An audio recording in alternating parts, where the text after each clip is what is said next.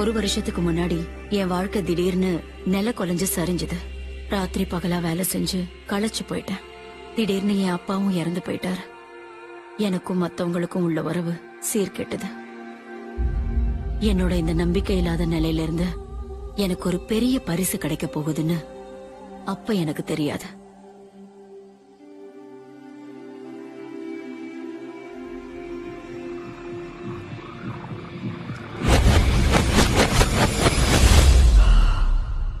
அப்பதான் எனக்கு ஒரு மகத்தான ரகசியத்தோட கணநேர தரிசனம் கிடைச்சது.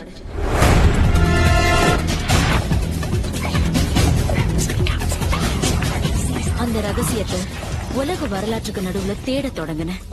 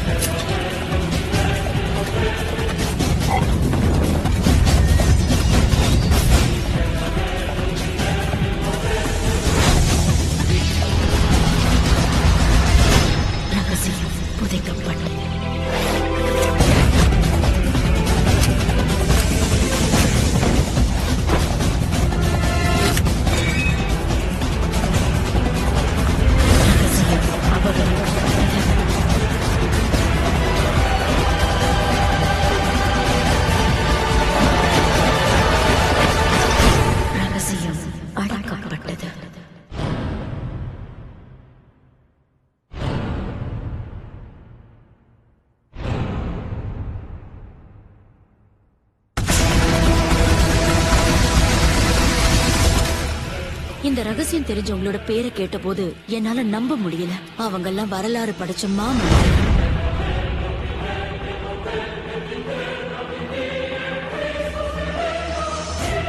இந்த ரகசியம் எல்லாருக்கும் தெரியல. இந்த ரகசியத்தை உலகத்தோட பகிர்ந்துக்க நான் ஆசைப்பட்டேன். இந்த ரகசியம் தெரிஞ்ச இப்ப நம்மளோட வாழ்ந்துட்டு இருக்கிறவங்கள நான் தேட ஆரம்பிச்சேன். ஒவ்வொருத்தரையா நான் கண்டுபிடிச்சேன்.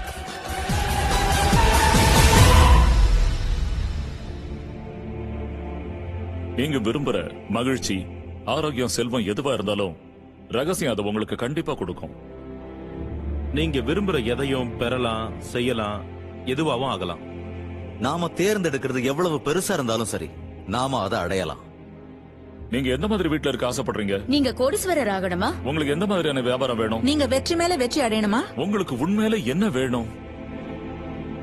மக்கள் வாழ்க்கையில நிறைய அற்புதங்கள் நடக்கிறத நான் பார்த்திருக்கேன்.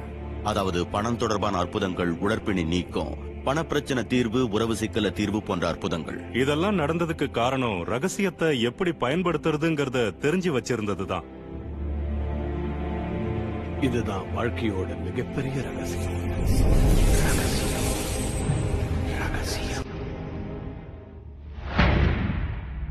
நடந்தது, நடந்து கொண்டிருப்பது, நடக்கப் போவது யாவருக்கும் இந்த ரகசியமே பதிலாய் உள்ளது.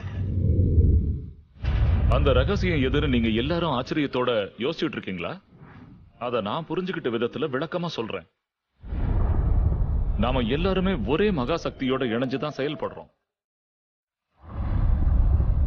ஒரே விதிகள் தான் நம்ம எல்லாரையுமே வழி நடத்துது.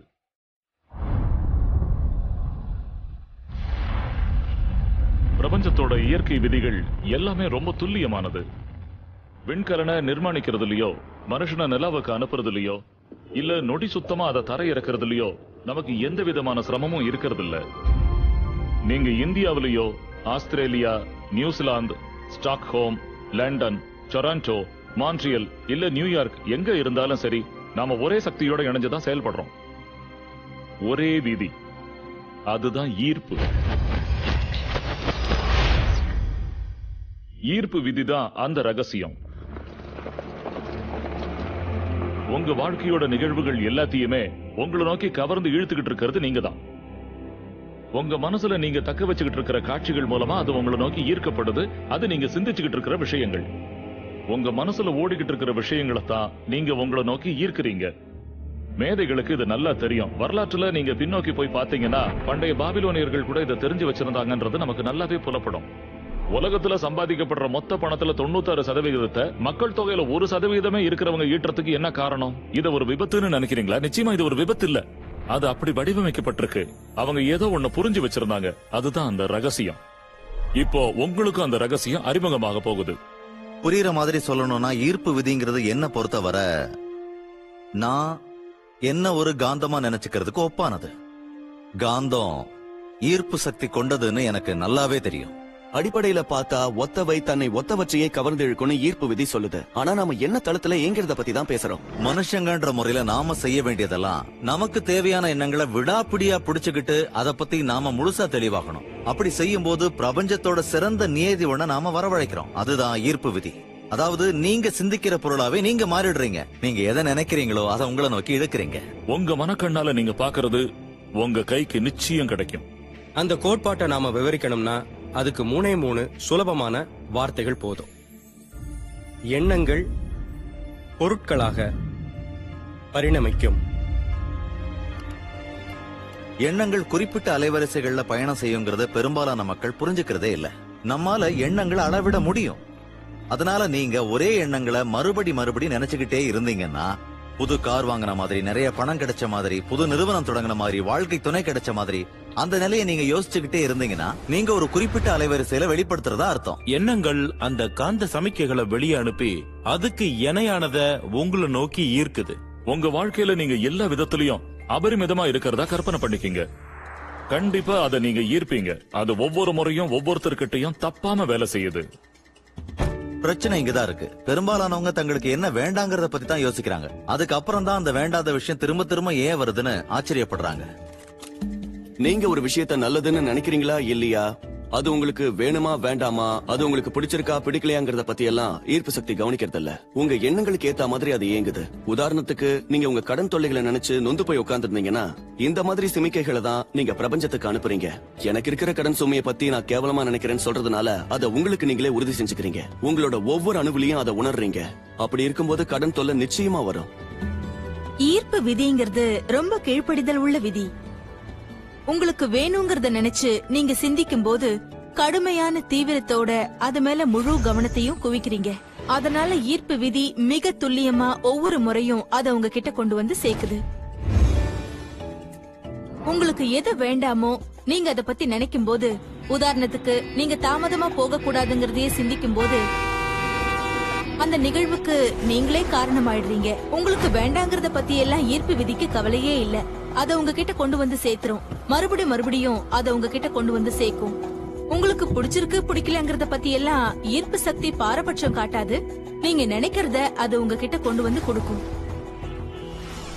நீங்க அதை நம்பினாலும் சரி, நம்பலனாலும் சரி, அதை புரிஞ்சுக்கிட்டாலும் சரி, புரிஞ்சுக்காம போனாலும் சரி, ஈர்ப்பு விதி இயங்கிக்கிட்டே இருக்கு. நீங்க நினைக்கிற அளவு அது இயங்கிக்கிட்டே இருக்கு. உங்க எண்ணம் ஓடிக்கிட்டு இருக்கும் போதெல்லாம் ஈர்ப்பு விதியும் செயல்பட்டுக்கிட்டே இருக்கு. நீங்க கடந்த காலத்தை பத்தியோ, நிகழ்காலத்தை பத்தியோ, எதிர்காலத்தை பத்தியோ நினைக்கும் போதெல்லாம் ஈர்ப்பு விதியும் இயங்கிக்கிட்டே இருக்கு. அது ஒரு தொடர் நிகழ்வு. அதை தற்காலிகமாகவோ முழுசாவோ உங்களால நிறுத்த முடியாது. அது தொடர்ந்து இயங்கிக்கிட்டே இருக்கும்.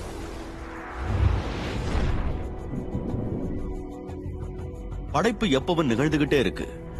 ஒவ்வொரு முறையும் ஒருத்தர் சிந்திக்கும் போதோ இல்ல நீண்ட நாட்களா பழக்கப்பட்ட விதத்துல யோசிக்கும் போதோ அவங்க படைப்பு இயக்கத்துல ஈடுபட்டு இருக்காங்க. அதுல இருந்து ஏதோ ஒண்ணு உருவாக்க போறது நிச்சயம். நீங்க எதை சொல்றீங்களோ, எது மேல உங்க கவனத்தை செலுத்துறீங்களோ அது உங்களுக்கு கிடைக்கும்னு ஈர்ப்பு விதி சொல்லுது.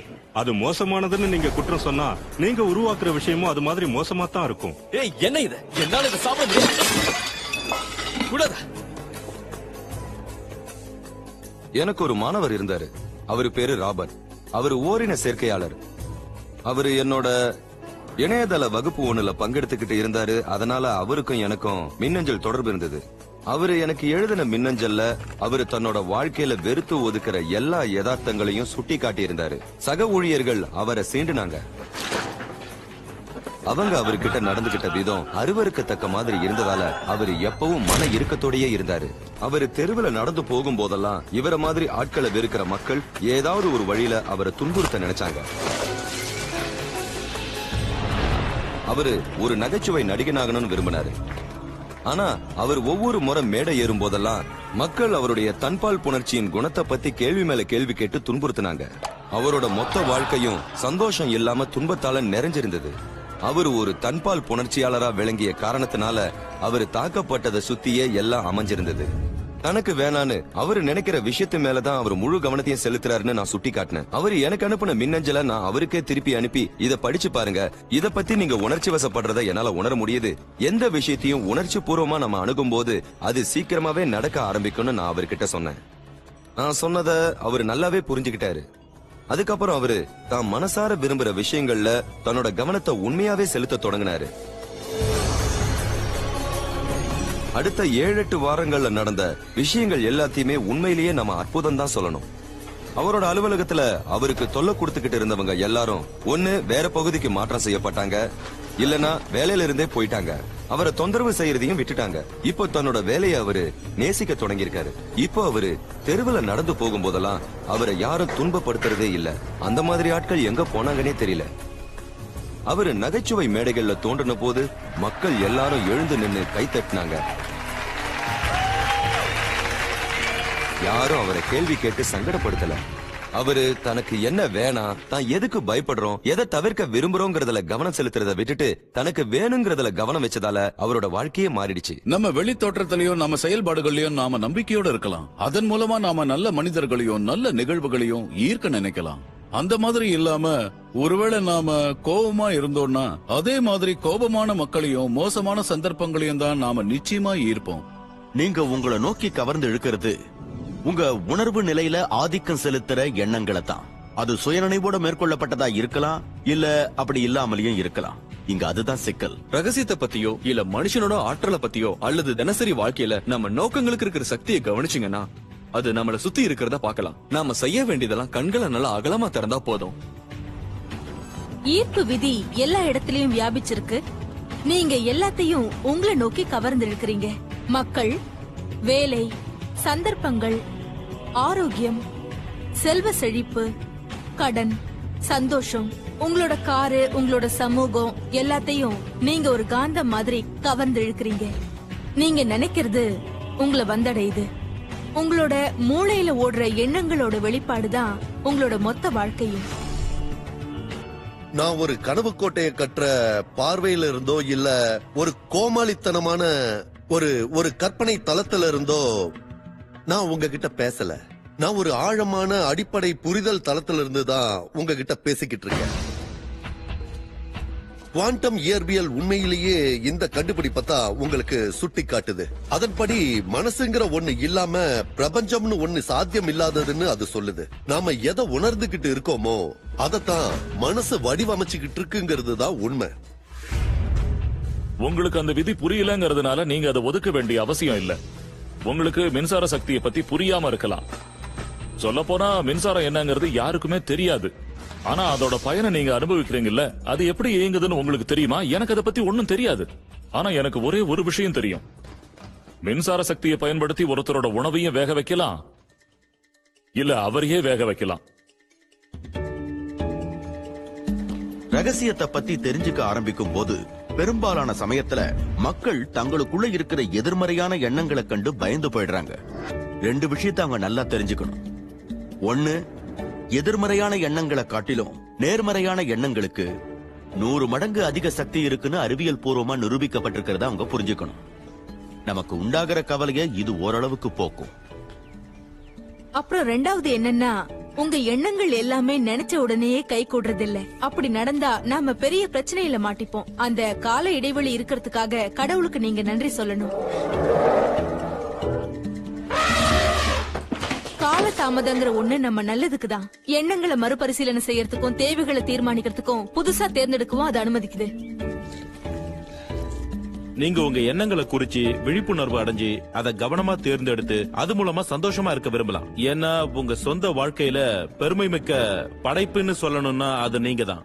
சொல்ல போனா உங்க வாழ்க்கையோட மைக்கேல் ஆஞ்சலோ நீங்க மட்டும்தான். நீங்க செதுக்கிக்கிட்டு இருக்கிற டேவிட் சிற்பமும் நீங்க தான். உங்க எண்ணங்களால அதை நீங்க செய்றீங்க. இந்த ரகசியம் தெரிஞ்ச கடந்த காலத்துல வாழ்ந்த தலைவர்கள் எல்லாம் இந்த ரகசியத்தை வெளியே யாருக்கும் சொல்றதுக்கு விருப்பப்படலாம். மக்களுக்கெல்லாம் அவங்க இந்த ரகசியத்தை சொல்லாமையே இருந்தாங்க. மக்கள் வேலைக்கு போனாங்க, தங்களோட வேலையை செஞ்சாங்க, வீட்டுக்கு வந்தாங்க. அவங்களோட வாழ்க்கை மின்சாரம் இல்லாத சக்கரை மாதிரி ஓடிக்கிட்டே இருந்தது. ஏன்னா அந்த ரகசியம் மறைக்கப்பட்டிருந்தது. நாம வாழற பிரபஞ்சத்துல பலவிதமான விதிகள் இருக்கு. புவியீர்ப்பு விசை மாதிரி நீங்க நல்லவரா இருந்தாலும் கெட்டவரா இருந்தாலும் கட்டிடத்துக்கு மேலிருந்து குதிச்சீங்கன்னா கீழே விழறது நிச்சயம். உங்க வாழ்க்கையில இப்ப உங்களை சூழ்ந்திருக்கிற எல்லா விஷயமும் நீங்க குறை சொல்ற விஷயங்கள் உட்பட நீங்க ஈர்த்ததுதான். உங்க முகத்தை செவக்க வைக்கிற அளவுக்கு ஒரு உண்மையை நான் சொல்ல போறேன். அது உங்களுக்கு நிச்சயம் பிடிக்காது. உடனே நீங்க என்ன சொல்லுவீங்க? அந்த கார் விபத்தை நான் ஈர்க்கல, எனக்கு தலைவலி கொடுக்கிற இந்த வாடிக்கையாளரை நான் ஈர்க்கல, இப்ப எனக்கு இருக்கிற கடன் சுமைய நான் ஈர்க்கல அப்படின்னு கற்பனையான ஒரு விஷயத்தை என்கிட்ட நீங்க சொல்ல போறீங்க. ஆனா இப்ப நான் முகத்துல அடிச்ச மாதிரி சொல்ல போற உண்மை என்னன்னா, அதையெல்லாம் ஈர்த்தது நீங்க தான். இந்த கருத்து தான் இருக்கிறதுலயே புரிஞ்சுக்கிறதுக்கு கொஞ்சம் கஷ்டம். ஆனா நீங்க இதை ஏத்துக்கிட்டீங்கன்னா உங்களோட வாழ்க்கையில இது ஒரு பரிபூர்ண மாற்றத்தை உண்டாக்குங்கிறதுல சந்தேகமே இல்ல. நம்மள பலர் தெரியாமையே கவர்ந்து இழுக்கிறோம். அது மேல நமக்கு எந்த கட்டுப்பாடும் இல்லன்னு நினைக்கிறோம். நம்மளோட எண்ணங்களும் உணர்வுகளும் ஒரு தானியங்கி இயக்கத்துக்கு தள்ளப்படுது. அதனால நம்மள நோக்கி ஈர்க்கப்படுறதெல்லாம் தன்னிச்சையா அமையுது. இத நீங்க இப்பதான் முதல் முறையா கேக்குறீங்கன்னா, என்னது நான் என்னோட எண்ணத்தை கண்காணிக்கணுமா, இது பெரிய வேலையா இருக்கும் போல இருக்கேன்னு நினைப்பீங்க. முதல்ல அந்த மாதிரி நமக்கு தோன்றினாலும் அங்க இருந்துதான் வாழ்க்கை களகட்ட போகுது. நம்ம மனசுல தோன்ற எல்லா எண்ணங்களையும் கண்காணிக்கிறது இயலாத காரியம். ஒரு நாளைக்கு 60,000 எண்ணங்கள் நம்ம மனசுல தோன்றத ஆய்வாளர்கள் சொல்றாங்க. அவ்வளவு எண்ணங்களை கட்டுப்படுத்துற நாம எவ்வளவு களைப்படைவோம் தெரியுமா? அதிர்ஷ்டவசமா அதுக்கு சுலபமான ஒரு வழி இருக்கு. அதுதான் நம்மோட உணர்வுகள். நாம என்ன நினைச்சுக்கிட்டு இருக்கோங்கிறத நம்ம உணர்வுகள் நமக்கு காட்டி கொடுத்துரும்.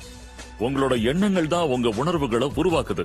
நாம நமக்குள்ள என்ன நினைச்சுக்கிட்டு இருக்கோங்கிறத நாம தெரிஞ்சுக்கிறதுக்கு நமக்கு கிடைச்சிருக்கிற பரிசு தான் நம்மளோட உணர்வுகள். உங்க உணர்வுகளை பத்தி கொஞ்சம் நினைச்சு பாருங்க. உங்ககிட்ட நல்ல உணர்வுகளும் இருக்கு, மோசமான உணர்வுகளும் இருக்கு. இந்த ரெண்டுத்துக்கும் உள்ள வேறுபாடு உங்களுக்கு நல்லாவே தெரியும். ஏன்னா அதுல ஒண்ணு உங்களை நல்லதையே உணர வைக்கும்.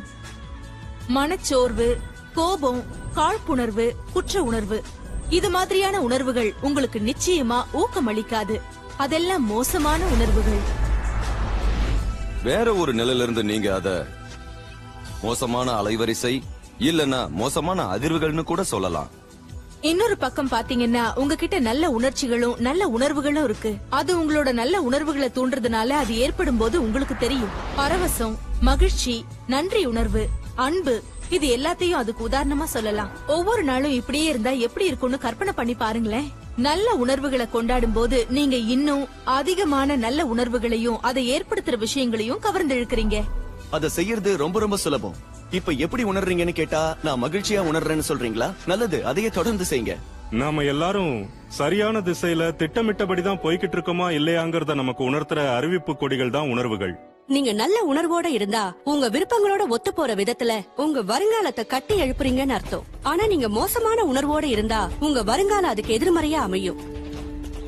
உங்க தினசரி வேலைகளை நீங்க செஞ்சுக்கிட்டு இருக்க ஒவ்வொரு நொடியும் ஈர்ப்பு விதி ஏங்கிக்கிட்டு இருக்கு.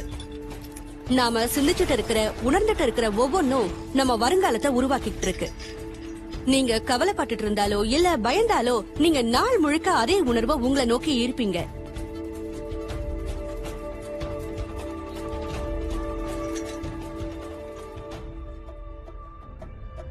இன்றைய உங்களது எண்ணம் மற்றும் உணர்வு உங்களது எதிர்காலத்தை உருவாக்குகிறது.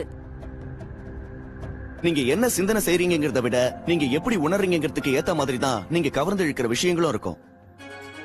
அதனாலதான் ஒருத்தர் காலையில எழுந்திருக்கும் போது கால் தவறி இடிச்சுக்கிட்டாங்கன்னா அதே சுத்தி சுத்தி வருது. அடுத்த செய்தி, போலீஸ் துறையில் அன்னைக்கு நாள் முழுவதும் அதே மாதிரி தான் போகுது. வெறும் உணர்வுகள்ல மட்டும் மாற்றத்தை ஏற்படுத்தினா அது அந்த நாள் முழுவதும் மட்டும் இல்லாம அவங்களோட வாழ்க்கையே மாத்திடும்னு அவங்களுக்கு புரியல.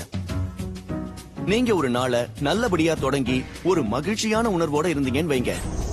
அந்த உணர்வு நிலைய மாத்தக்கூடிய எதையும் நீங்க அனுமதிக்காத வர ஈர்ப்பு விதிப்படி தொடர்ந்து அந்த மகிழ்ச்சி உணர்வை நிலைச்சிருக்க செய்ய உதவும் மக்களையும் சூழல்களையும் கவர்ந்து இழுத்துக்கிட்டே இருப்பீங்க.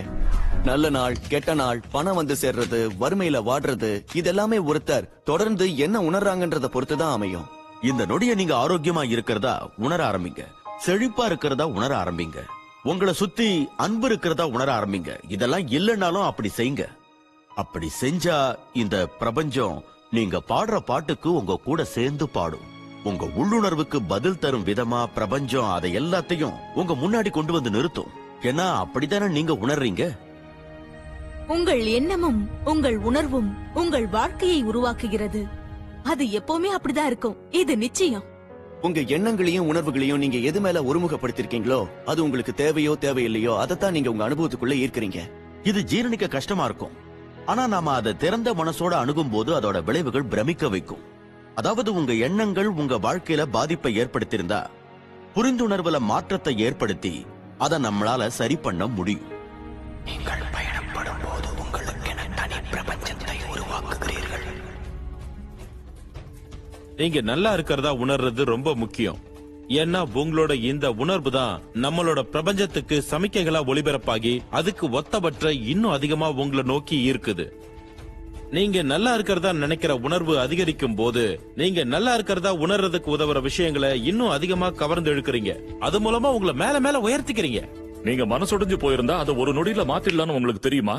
உங்களுக்கு பிடிச்ச நல்ல இசையை கேட்க தொடங்குங்க. இல்லனா பாட ஆரம்பிங்க. அது உங்களோட உணர்வுகளை மாத்திடும். இல்லனா அழகான ஒரு விஷயத்தை கற்பனை பண்ணிக்கங்க. ஒரு குழந்தைய நினைச்சுக்குங்க. நீங்க நேசிக்கிறவங்கள நினைச்சுக்குங்க. அந்த எண்ணத்தை அப்படியே மனசுல வச்சுட்டு அதிலேயே மூழ்கிடுங்க.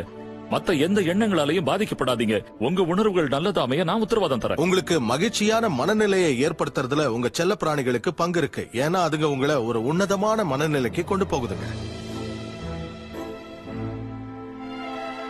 நீங்க உங்க செல்ல பிராணிகள் கிட்ட அன்பு செலுத்தும் போது அந்த உன்னதமான அன்பு நிலை உங்க வாழ்க்கையில நல்லதையே கொண்டு வரும். எவ்வளவு சிறந்த பாக்கியம் இது. உங்க எண்ணங்களையும் உணர்வுகளையும் புரிஞ்சுக்கிட்டு அதை நீங்க அடக்கையால உங்களால முடியும் போது உங்க யதார்த்தத்தை நீங்க எப்படி உருவாக்க முடியுங்கிறத நீங்க தெரிஞ்சுக்கிறீங்க. அங்கதான் உங்க சுதந்திரம் இருக்கு. அங்கதான் உங்களோட எல்லா சக்தியும் இருக்கு.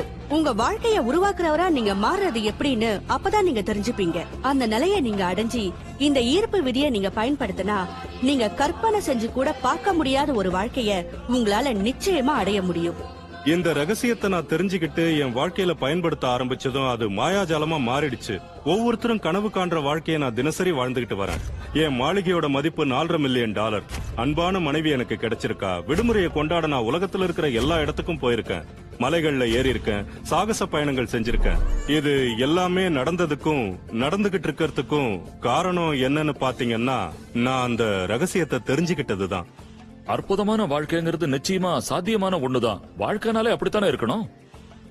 ரகசியத்தை பயன்படுத்தினா உங்களோட வாழ்க்கையும் சிறப்பா அமையும்.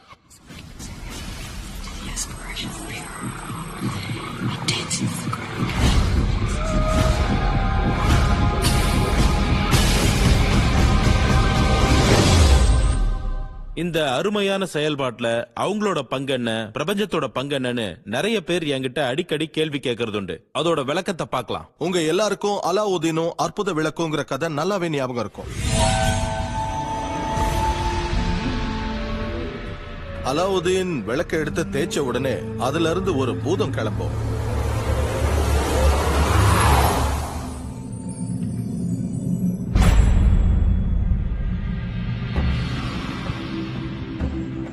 அந்த பூதம் எப்பவும் ஒண்ணு சொல்லும், உங்களோட விருப்பம் தான் எனக்கு கட்டளை.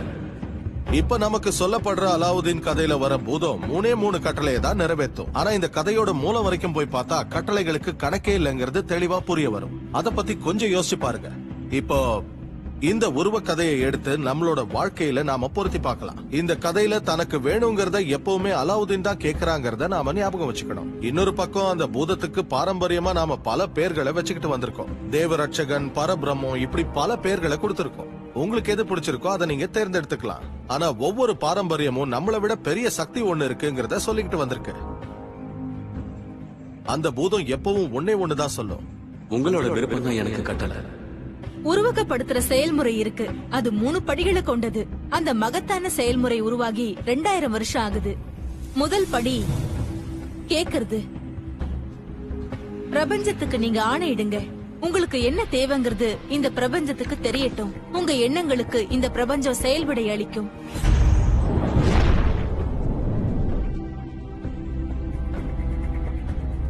உங்களுக்கு உண்மையிலேயே என்ன வேணும்? உட்கார்ந்து ஒரு காகிதத்துல உங்களுக்கு என்ன வேணும்னு எழுதுங்க. அத நிகழ்கால வாக்கியமா எழுதுங்க. ஒவ்வொரு வாக்கியத்தையும் என் மனசு மகிழ்ச்சியாலேயே நன்றி பெருக்காலேயே நிறைஞ்சிருக்கு ஏன்னு ஆரம்பிங்க. உங்க வாழ்க்கை ஒவ்வொரு விஷயத்திலையும் எப்படி இருக்கணுங்கிறத அதுக்கு அப்புறமா எழுதுங்க. இது ரொம்ப சுவாரஸ்யமானது. இது பிரபஞ்சத்தை பொருட்பட்டியலா வச்சுக்கிறதுக்கு ஒப்பானது. அந்த பட்டியலை புரட்டி எனக்கு இந்த அனுபவம் வேணும், அந்த பொருள் வேணும், அந்த நபர் மாதிரி ஒருத்தர் வேணும்னு நீங்க கேட்கலாம். பிரபஞ்சத்துக்கிட்ட உங்களுக்கு தேவையான விஷயங்களை நீங்க கேக்குறீங்க. அந்த அளவுக்கு இது ரொம்ப சுலபம். 2வது படி நம்புறது. நீங்க விரும்புறது ஏற்கனவே உங்களுக்கு சொந்தமாயிடுச்சுன்னு நம்புங்க. நான் அதை அசைக்க முடியாத நம்பிக்கைன்னு சொல்லுவேன். அது கண்ணுக்கு புலப்படாதது மேல இருக்கிற நம்பிக்கை. உங்களோட விருப்பம் தான் எனக்கு கட்டளை. நீங்க கேட்கறத செஞ்சு கொடுக்கறதுக்காக இந்த பிரபஞ்சம் தன்னோட இருத்தலையே இடம்பெயர செய்ய துவங்குது. நமக்கு என்ன வேணுங்கிற நம்மளோட விருப்பத்தை நாம ஒரு நாளும் நமக்குள்ள அனுமதிக்கிறது இல்ல. அது உருவாகிறத பார்க்க முடியாததுதான் அதுக்கு காரணம். இத பத்தி நீங்க கொஞ்சம் ஆராய்ச்சி செஞ்சு பாத்தீங்கன்னா ஒரு விஷயம் மட்டும் உங்களுக்கு ரொம்ப நல்லாவே புரியும். வரலாற்றுல சாதனை செஞ்ச யாருக்குமே அவங்க எப்படி அந்த சாதனையை செய்ய போறாங்கன்னு தெரிஞ்சிருக்காது. ஆனா செய்ய போறவன மட்டும் தெரிஞ்சிருக்கும்.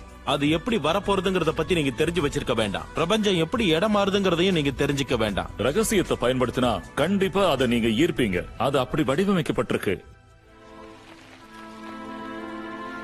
நாம பிரபஞ்சத்துக்கிட்ட விண்ணப்பம் செஞ்சிருந்தத நம்மளால பார்க்க முடியலன்னா பெரும்பாலான சமயங்கள்ல நமக்கு வெறுப்பு ஏற்படுது, சந்தேகம் தலை தூக்க தொடங்குது. அந்த சந்தேகம் நமக்கு ஏமாற்ற உணர்வை உண்டாக்குது. அதை தூக்கி எறிங்க. அந்த ஏமாற்ற உணர்வு ஏற்படுறது தவிர்க்க முடியாததுன்னு புரிஞ்சுகிட்டு அதுக்கு பதிலா அந்த இடத்துல நான் கேட்டது வந்துகிட்டு இருக்குங்கிறது எனக்கு தெரியும்னு அசைக்க முடியாத நம்பிக்கை உணர்வை அரியணை ஏத்துங்க. இந்த செயல்பாட்டுல கடைசி படியான 3வது படி பெறுதல். நீங்க கேட்டது கிடைக்கும் போது உங்களுக்கு ஏற்பட போற உணர்வை பத்தி அற்புதமா உணரத் தொடங்குங்க. இந்த செயல்முறையில நல்லா இருக்கிறதா உணர்றதும் மகிழ்ச்சியா இருக்கிறதும் ரொம்ப முக்கியம். ஏன்னா நீங்க மகிழ்ச்சியா இருக்கும் போதுதான் உங்களுக்கு என்ன வேணுமோ அந்த அலைவரிசையில உங்களை நீங்க வைக்கிறீங்க. இந்த பிரபஞ்சம் ரொம்ப உணர்வு பூர்வமானது. நீங்க வெறும் அறிவுபூர்வமா ஒரு விஷயத்த நம்புனீங்கன்னா அதுல உங்களுக்கு உணர்வு பூர்வமான அடித்தளம் எதுவும் இல்லாம இருந்ததுன்னா வாழ்க்கையில அதை கவர்ந்து இழுக்கிறதுக்கான போதுமான சக்தி உங்ககிட்ட இருக்காது. அதனால நீங்க அதை உணரணும்.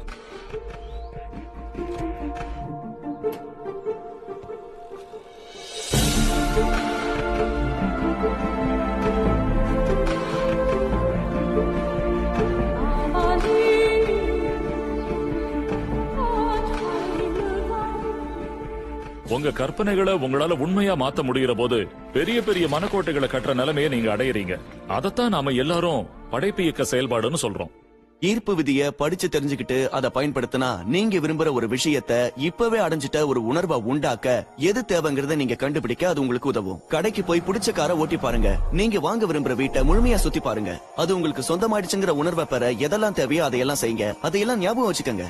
அதை அடைய நீங்க செய்யற எல்லாமே அது உங்களை வந்தடையறதுக்கு நிச்சயமா உதவும். ஒருவேளை நீங்க கண் முழிச்சு பார்க்கும்போது அது உங்க முன்னால இருக்கலாம். இல்லனா அதை அடைய செயல்படுறதுக்கான ஒரு உத்வேகமான எண்ணம் உங்களுக்கு தோணலாம். அப்படி செய்யலாம் தான். ஆனா அப்படி செய்யறத நான் வெறுக்கிறேன்னு அந்த சமயத்துல நீங்க கண்டிப்பா சொல்லக்கூடாது. அப்படி சொன்னா நீங்க சரியான வழியில போகலன்னு அர்த்தம். ஒரு சமயத்துல நீங்க ஏதாவது நடவடிக்கை எடுக்க வேண்டியிருக்கலாம். பிரபஞ்சம் உங்களுக்கு அதை கொண்டு வர முயற்சிக்கலாம். அதே போக்குல நீங்களும் ஈடுபட்டா உங்களுக்கு அது மகிழ்ச்சியான உணர்வை கொடுக்கும். துடிப்பா இருக்கிறத உணர்வீங்க. நேரம் ஸ்தம்பிச்சிடும். நாள் பூரா அதை செய்ய சொன்னாலும் செய்வீங்க. பிரபஞ்சத்துக்கு பிடிச்சது வேகம்தான். எப்பவும் தாமதிக்காதீங்க, எப்பவும் யூகிக்காதீங்க, எதையும் சந்தேகப்படாதீங்க. சந்தர்ப்பம் வரும்போது, இப்பவே செயல்படணும்னு நச்சரிப்பு உணர்வு வரும்போது, உள்ளுணர்வு இதை செய்யன்னு தூண்டும் போது உடனே செயல்படுங்க. அதுதான் உங்களோட வேலை. நீங்க செய்ய வேண்டியது அது மட்டும்தான். உங்களுக்கு தேவையான எல்லாத்தையும் நீங்க கவர்ந்து இழுப்பீங்க. பணம் தேவைன்னா பணத்தை ஈர்ப்பீங்க. மக்கள் தேவைன்னா மக்களையும் ஈர்ப்பீங்க. குறிப்பிட்ட புத்தகம் தேவைன்னா அதையும் உங்களால ஈர்க்க முடியும். நீங்க எதை நோக்கி கவர்ந்து இழுக்கப்படுறீங்கிற விஷயத்துல ரொம்ப கவனமா இருக்கணும். ஏன்னா நீங்க விரும்புற உருவம் உங்க மனசுல இருக்கும்பொழுது அதை நோக்கி நீங்க ஈர்க்கப்படுறீங்க. அதுவும் உங்களை நோக்கி ஈர்க்கப்படுது. அது உங்களோடையும் உங்க மூலமாவும் பௌதிக யதார்த்த தளத்தை வந்தடையுது. அதை ஏற்கிறது தான் ஈர்ப்பு விதி. எதுவும் இல்லாத நிலையில இருந்து நீங்க தொடங்கலாம். அதுல இருந்தும் இல்ல வழியில்லாத நிலையில இருந்தும் நிச்சயம் ஒரு வழி பறக்கும். இப்படி யோசிச்சு பாருங்க. ராத்திரியில ஒரு கார் போய்கிட்டு இருக்கு. அந்த காரோட விளக்கு வெளிச்சம் 100-200 அடி வரைக்கும் தான் தெரியும். அதோட உதவியால நீங்க கலிபோர்னியால இருந்து நியூயார்க் வரைக்கும் பயணம் செய்யலாம். ஏன்னா உங்களுக்கு தெரிய வேண்டியது அடுத்த 200 அடி மட்டும்தான். அப்படித்தான் வாழ்க்கையும் நம்ம கண்ணு முன்னாடி விரியுது. அடுத்த 200 அடி நம்ம கண்ணு முன்னாடி விரியும், அதுக்கப்புறம் 200 அடி கண்ணுக்கு தெரியும்னு நம்பினா போதும். வாழ்க்கை உங்க கண்ணு முன்னாடி விரிஞ்சுக்கிட்டே வரும். அது நீங்க அடைய விரும்புற இடத்துக்கு உங்களை கொண்டு போய் சேர்த்துரும். ஏன்னா அங்க போகணும்னு நீங்க தானே விரும்புனீங்க. நம்பிக்கையுடன் முதல் படியில் ஏறுங்கள். படிகள் முழுவதையும் பார்க்க தேவையில்லை. முதல் படியில் மட்டும் ஏறுங்கள். இதுக்கு எவ்வளவு காலம் ஆகுங்கிறது தான் மக்கள் யோசிச்சுட்டு இருக்கிற இன்னொரு விஷயம். இந்த கார் அடையறதுக்கு எனக்கு எவ்வளவு நாள் ஆகும், இந்த உறவையோ பணத்தையோ அடையறதுக்கு எனக்கு எவ்வளவு நாள் ஆகுங்கிறதான் கேள்வி. இது நடக்கிறதுக்கு 30 நிமிஷம் ஆகும், இல்லனா 3 நாள் ஆகும், இல்லனா 30 நாள் ஆகும் சொல்றதுக்கு என்கிட்ட விதிமுறை புத்தகம் இல்ல. நீங்க எந்த அளவுக்கு பிரபஞ்சத்தோட ஐக்கியமா இருக்கீங்கங்கறத பொறுத்து தான் அது அமையும். பிரபஞ்சத்தை பொறுத்த வரைக்கும் அளவு ஒரு விஷயமே இல்ல. அறிவியல் தளத்துல இருந்து பாத்தீங்கன்னா நாம கடுகளவுன்னு நினைக்கிற ஒன்ன ஈர்க்கறதுக்காகிற சிரமத்தை விட பெருசுன்னு நினைக்கிற ஒன்ன ஈர்க்கறதுக்காகிற சிரமம் ஒன்னும் அதிகமானது இல்ல. பிரபஞ்சம் எல்லாத்தையும் முயற்சி இல்லாம தான் செய்யுது. ஒரு புல் வளர்றதுக்கு சிரமப்படுறது இல்ல, அதுக்கு முயற்சி தேவைப்படுறது இல்ல. அப்படி ஒரு மாபெரும் வடிவமைப்பது. எல்லாமே உங்களோட மனசுல என்ன ஓடிக்கிட்டு இருக்குங்கிறத பொறுத்ததுதான். நாம் அதுக்கு எந்த இடத்த கொடுத்திருக்கோங்கிறத பொறுத்துதான் அது அமையும். பெரிய விஷயத்துக்கு நேரம் பிடிக்கும், சின்ன விஷயத்துக்கு நேரம் பிடிக்காதுங்கிறதெல்லாம் நாம எல்லாரும் சேர்ந்து ஏற்படுத்தி வச்சிருக்கிற விதிகள். பிரபஞ்சத்தை பொறுத்தவரை விதிகள் எதுவும் கிடையாது. ஒரு விஷயம் இருக்கிற மாதிரி உணர்வை கொடுத்தீங்கன்னா அதை உங்ககிட்ட கொண்டு வந்து சேர்க்கும். சில பேருக்கு சின்ன விஷயங்கள் அடையிறது ரொம்ப சுலபம். அதனால சின்ன விஷயத்துல இருந்து ஆரம்பிக்கலாம். உதாரணத்துக்கு ஒரு டம்ளர் காஃபி. இன்னைக்கு ஒரு டம்ளர் காஃபியை கவர்ந்து இழுக்க போறதா சுய பிரகடனம் செஞ்சுக்கங்க. ரொம்ப நாளா நீங்க சந்திக்காத ஒரு நண்பரோட உருவத்தை உங்க மனசுல கற்பனை செஞ்சுக்கங்க. எப்படியோ யாராவது ஒருத்தர் அந்த நண்பரை பத்தி உங்ககிட்ட பேச தொடங்கலாம். அந்த நண்பர் உங்க கூட தொலைபேசியில பேசலாம், இல்ல கடிதம் அனுப்பலாம். எல்லா இடத்துலயும் எனக்கு மட்டும் கார் நிறுத்த இடம் கிடைக்கிறத நினைச்சு மக்கள் ஆச்சரியப்படுறாங்க. ரகசியத்தை தெரிஞ்சுக்கிட்ட நாள்ல இருந்து நான் இதை செஞ்சுக்கிட்டு இருக்கேன். ஏன் காரை குறிப்பா நான் எந்த இடத்துல நிறுத்தணுங்கிறத என் மனசுக்குள்ள ஒரு ஓவியம் மாதிரி வரைஞ்சு வச்சுக்குவேன். 95% சமயங்கள்ல அந்த இடம் எனக்காக காத்துக்கிட்டு இருக்கும். மீதி 5% சமயம் அடுத்தவங்க அந்த இடத்த காலி பண்றதுக்காக 1-2 நிமிஷம் நான் காத்துக்கிட்டு இருப்பேன். எப்பவுமே எனக்கு இப்படிதான் நடக்கும்.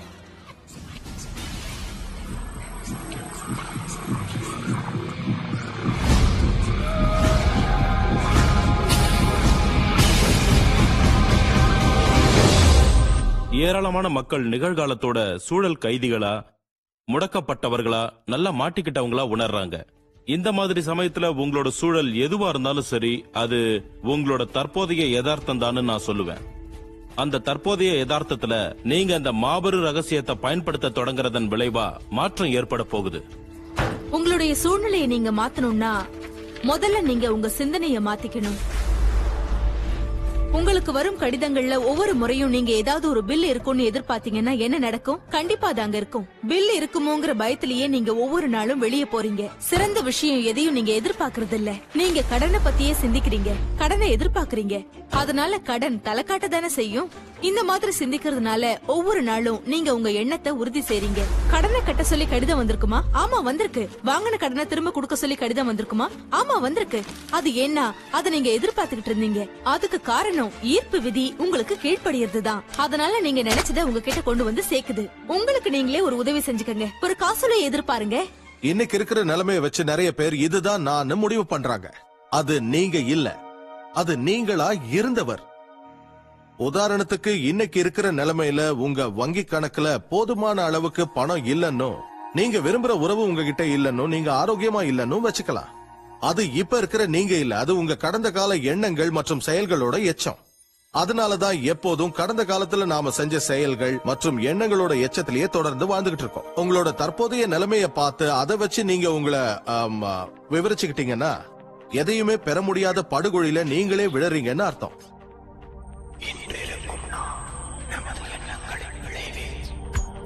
உங்களோட வாழ்க்கையை மாற்றி அமைக்கிறதுக்கு இந்த நேரத்துல நாம என்ன செய்யலாம்? உங்களுக்கு நான் 2-3 விஷயம் சொல்றேன். முதல்ல நீங்க செய்ய வேண்டியது, நீங்க எதுக்கெல்லாம் நன்றியுடையவங்களா இருக்கீங்கன்னு ஒரு பட்டியலை தயாரிக்கிறதா. ஏன்னா அது உங்க ஆற்றலை இடம்பெயர வச்சு உங்க சிந்தனையில மாற்றத்தை தூண்டும். சொல்ல போனா இந்த பயிற்சிக்கு முன்னாடி நீங்க உங்களோட புகார்கள் பத்தி, உங்க பிரச்சனைகள் பத்தி, உங்ககிட்ட இல்லாத விஷயங்கள் பத்தி கவனம் செலுத்தி இருப்பீங்க. இந்த பயிற்சிக்கு பின்னால நீங்க நிச்சயமா வேற திசையில போவீங்க. உங்களை மகிழ்ச்சியா வச்சிருக்கிற எல்லா விஷயத்துக்கும் உங்களோட நன்றியுணர்வை தெரிவிங்க. உங்களோட வாழ்க்கையில நிறைய நல்ல விஷயங்களை கொண்டு வர நன்றி உணர்தல் தான் சரியான வழி. தான் செய்யற சின்ன சின்ன வேலைகளுக்கெல்லாம் தன்னோட மனைவி கிட்ட இருந்து பாராட்டு கிடைக்கும் போது ஒரு ஆண் என்ன செய்வான் தெரியுமா? இன்னும் நல்ல விஷயங்களை செய்வான். இது பாராட்ட பத்தினது. விஷயங்களை கவர்ந்து இழுக்குது, ஆதரவை பிடிச்சு இழுக்குதுன்னு தான் சொல்லணும். வாழ்க்கையில நாம எதை சிந்திக்கிறோமோ, எதுக்கு நன்றி சொல்றோமோ அதையே நாம அடையறோம். என்ன பொறுத்த வரைக்கும் நன்றி உணர்தல்ங்கிறது ஒரு சக்தி வாய்ந்த பயிற்சின்னு தான் சொல்லுவேன். தினமும் காலையில நான் கண் முழிச்ச உடனே சொல்றது இதுதான், நன்றி. ஒவ்வொரு நாள் காலையிலயும் படுக்கையில இருந்து என் கால் தரையில பட்டதும் நான் சொல்றது இதுதான், நன்றி. மத்த வேலைகளை செய்யும் போது நான் எதுக்கெல்லாம் நன்றி உடையவனா இருக்கேங்கிறத அலசுவேன். ஆனா அதை நான் ஒரு கடமையை போல, ஒரு சடங்க போல செய்யறதில்ல.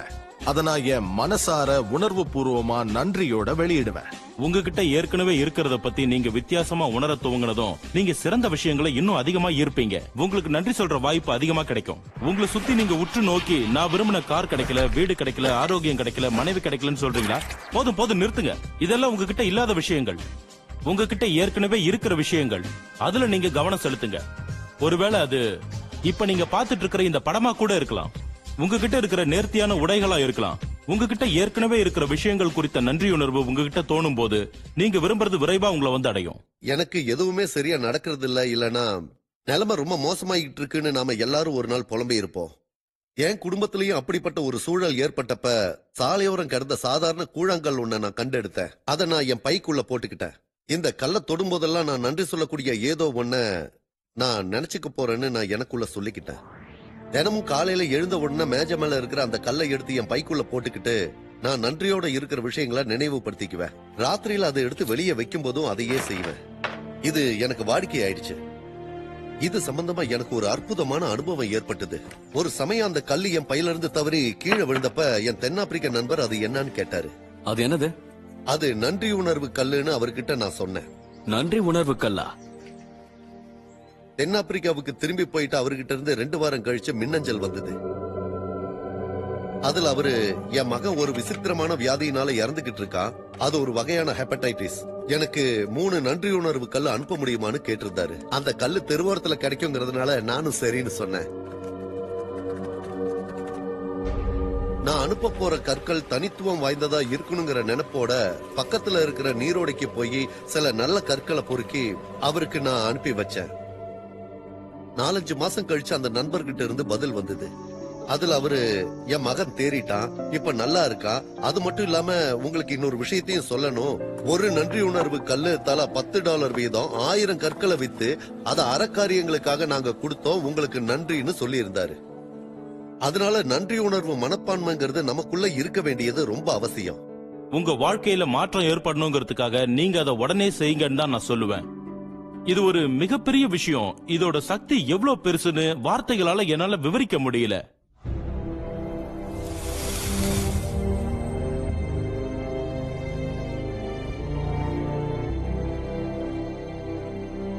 நான் அப்போலோ விண்வெளி திட்டத்துல இருந்து இந்த அகக்காட்சி படைப்பு செயல்முறையை கடன் வாங்கி 1980கள்லயும் 90கள்லயும் ஒலிம்பிக் திட்டத்துல அதை இணைச்சேன். அதுக்கு விஷுவல் மோட்டார் ரிஹர்சல்னு பேரு. காட்சிப்படுத்தி பாருங்கள், அது உங்கள் முன் தோன்றும். மனச பத்தி ஒரு சுவாரஸ்யமான விஷயத்தை உங்ககிட்ட பகிர்ந்துக்க போறேன். நாங்க ஒலிம்பிக் ஓட்டக்காரர்கள் சிலரை தேர்ந்தெடுத்து அவங்க பங்கேற்கவிருந்த ஒலிம்பிக் நிகழ்ச்சிகள்ல ஓடுவத அவங்க மனசுல காட்சியா கற்பனை செய்யும்படி சொன்னோம். அவங்க ஓடு தளத்துல ஓடும் போது எந்த தசைகள் எந்த வரிசை கிரமத்துல செயல்படுமோ அதே மாதிரி அவங்க கற்பனையா ஓடும் போதும் செயல்பட்டதை கண்டு பிரமிச்சு போயிட்டோம். இது எப்படி சாத்தியம்? ஏன்னா அது உண்மையா நடக்குதா இல்லனா கற்பனையில நடக்குதான்னு மனசால வேறுபடுத்தி பார்க்க முடியாது. உங்களால மனசுக்குள்ள நுழைய முடியும்னா நிச்சயமா உடம்புக்குள்ளேயும் நுழைய முடியும். நீங்க அகக்காட்சி படைப்புல ஈடுபட்டுக்கிட்டு இருக்கும் போது, அத உங்க மனசுல அப்படியே ஓட விட்டுக்கிட்டு இருக்கும் போது, எப்பவுமே உங்க மனசுல கடைசி விளைவை நினைச்சுக்கிட்டே செய்யுங்க.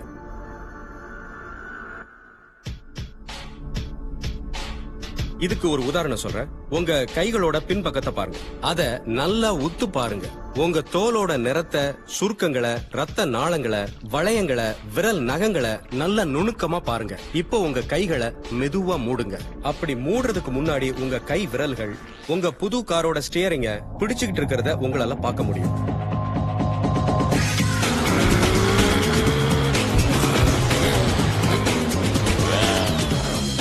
உண்மையை சொல்லணும்னா அது ஒரு முப்பரிமாண காட்சி. எல்லாருக்கும் அது நல்ல அனுபவமா விளங்கும். அந்த கணத்துல அதுதான் நிஜங்கிற மாதிரி உங்ககிட்ட ஏற்கனவே அது இருக்குங்கிற உணர்வால நமக்கு எதுக்கு புது காரணம் நீங்க வியக்கிற அளவுக்கு தத்ரூபமா அது அமையும். அகக்காட்சி படைப்போ எண்ணங்களோ மட்டும் இல்ல, உணர்வு தான் உண்மையிலேயே ஈர்ப்பை உண்டாக்குது. இப்படித்தான் நிறைய பேர் நான் நன்னம்பிக்கை காட்சிகளை சிந்திச்சாலோ இல்ல எனக்கு வேணுங்கிறத அந்த காட்சியில படைச்சாலோ போதும்னு நினைக்கிறாங்க. ஆனா அப்படி செஞ்ச பிறகு அபரிமிதமா இருக்கிறதாவோ அன்புடனோ மகிழ்ச்சியுடனோ இருக்கிறதாவோ நீங்க உணரலன்னா என்னை பொறுத்த வரைக்கும் அது ஈர்ப்பு சக்தியை உண்டாக்காதுன்னு தான் நான் சொல்லுவேன். இந்த இடத்துலதான் ரகசியம் உண்மையிலேயே செயல்பட ஆரம்பிக்குது. அந்த காருக்குள்ள உண்மையாவே நாம இருக்கோங்கிற உணர்வு நிலையில நீங்க உங்களையே ஈர்த்துக்கிறீங்க. எனக்கு அந்த கார் கிடைச்சா எவ்வளவு நல்லா இருக்கும்னோ அதுக்கு என்னால சொந்தக்காரனா ஆக முடியுமான்னு நீங்க நினைக்க கூடாது. ஏன்னா அது உணர்வோட தொடர்புடையது. அது இந்த கணத்துல இல்ல, அது வருங்காலத்துல இருக்கு. அந்த உணர்வுலயே நீங்க நிலைச்சிருந்தா அது எப்பவும் வருங்காலத்துல தான் இருக்கும். சந்தோஷத்தை அனுபவிங்க, மகிழ்ச்சியை கொண்டாடுங்க. அந்த இருட்டு அறைக்குள்ள அது முட்டாள்தனமா கூட தோணலாம். நல்ல உற்சாகமா அதை செயல்படுத்துங்க, தயங்காம செய்யுங்க. நிறைய பேரு தயக்கத்தோட நான் இதை செய்யணுமான்னு கேட்பாங்க. மாற்றம் வேணும்னா இதை செஞ்சுதானே ஆகணும்.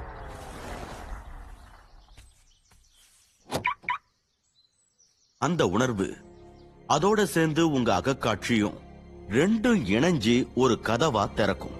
அது வழியா பிரபஞ்சத்தோட அந்த சக்தி தன்னைத்தானே வெளிப்படுத்திக்கும்.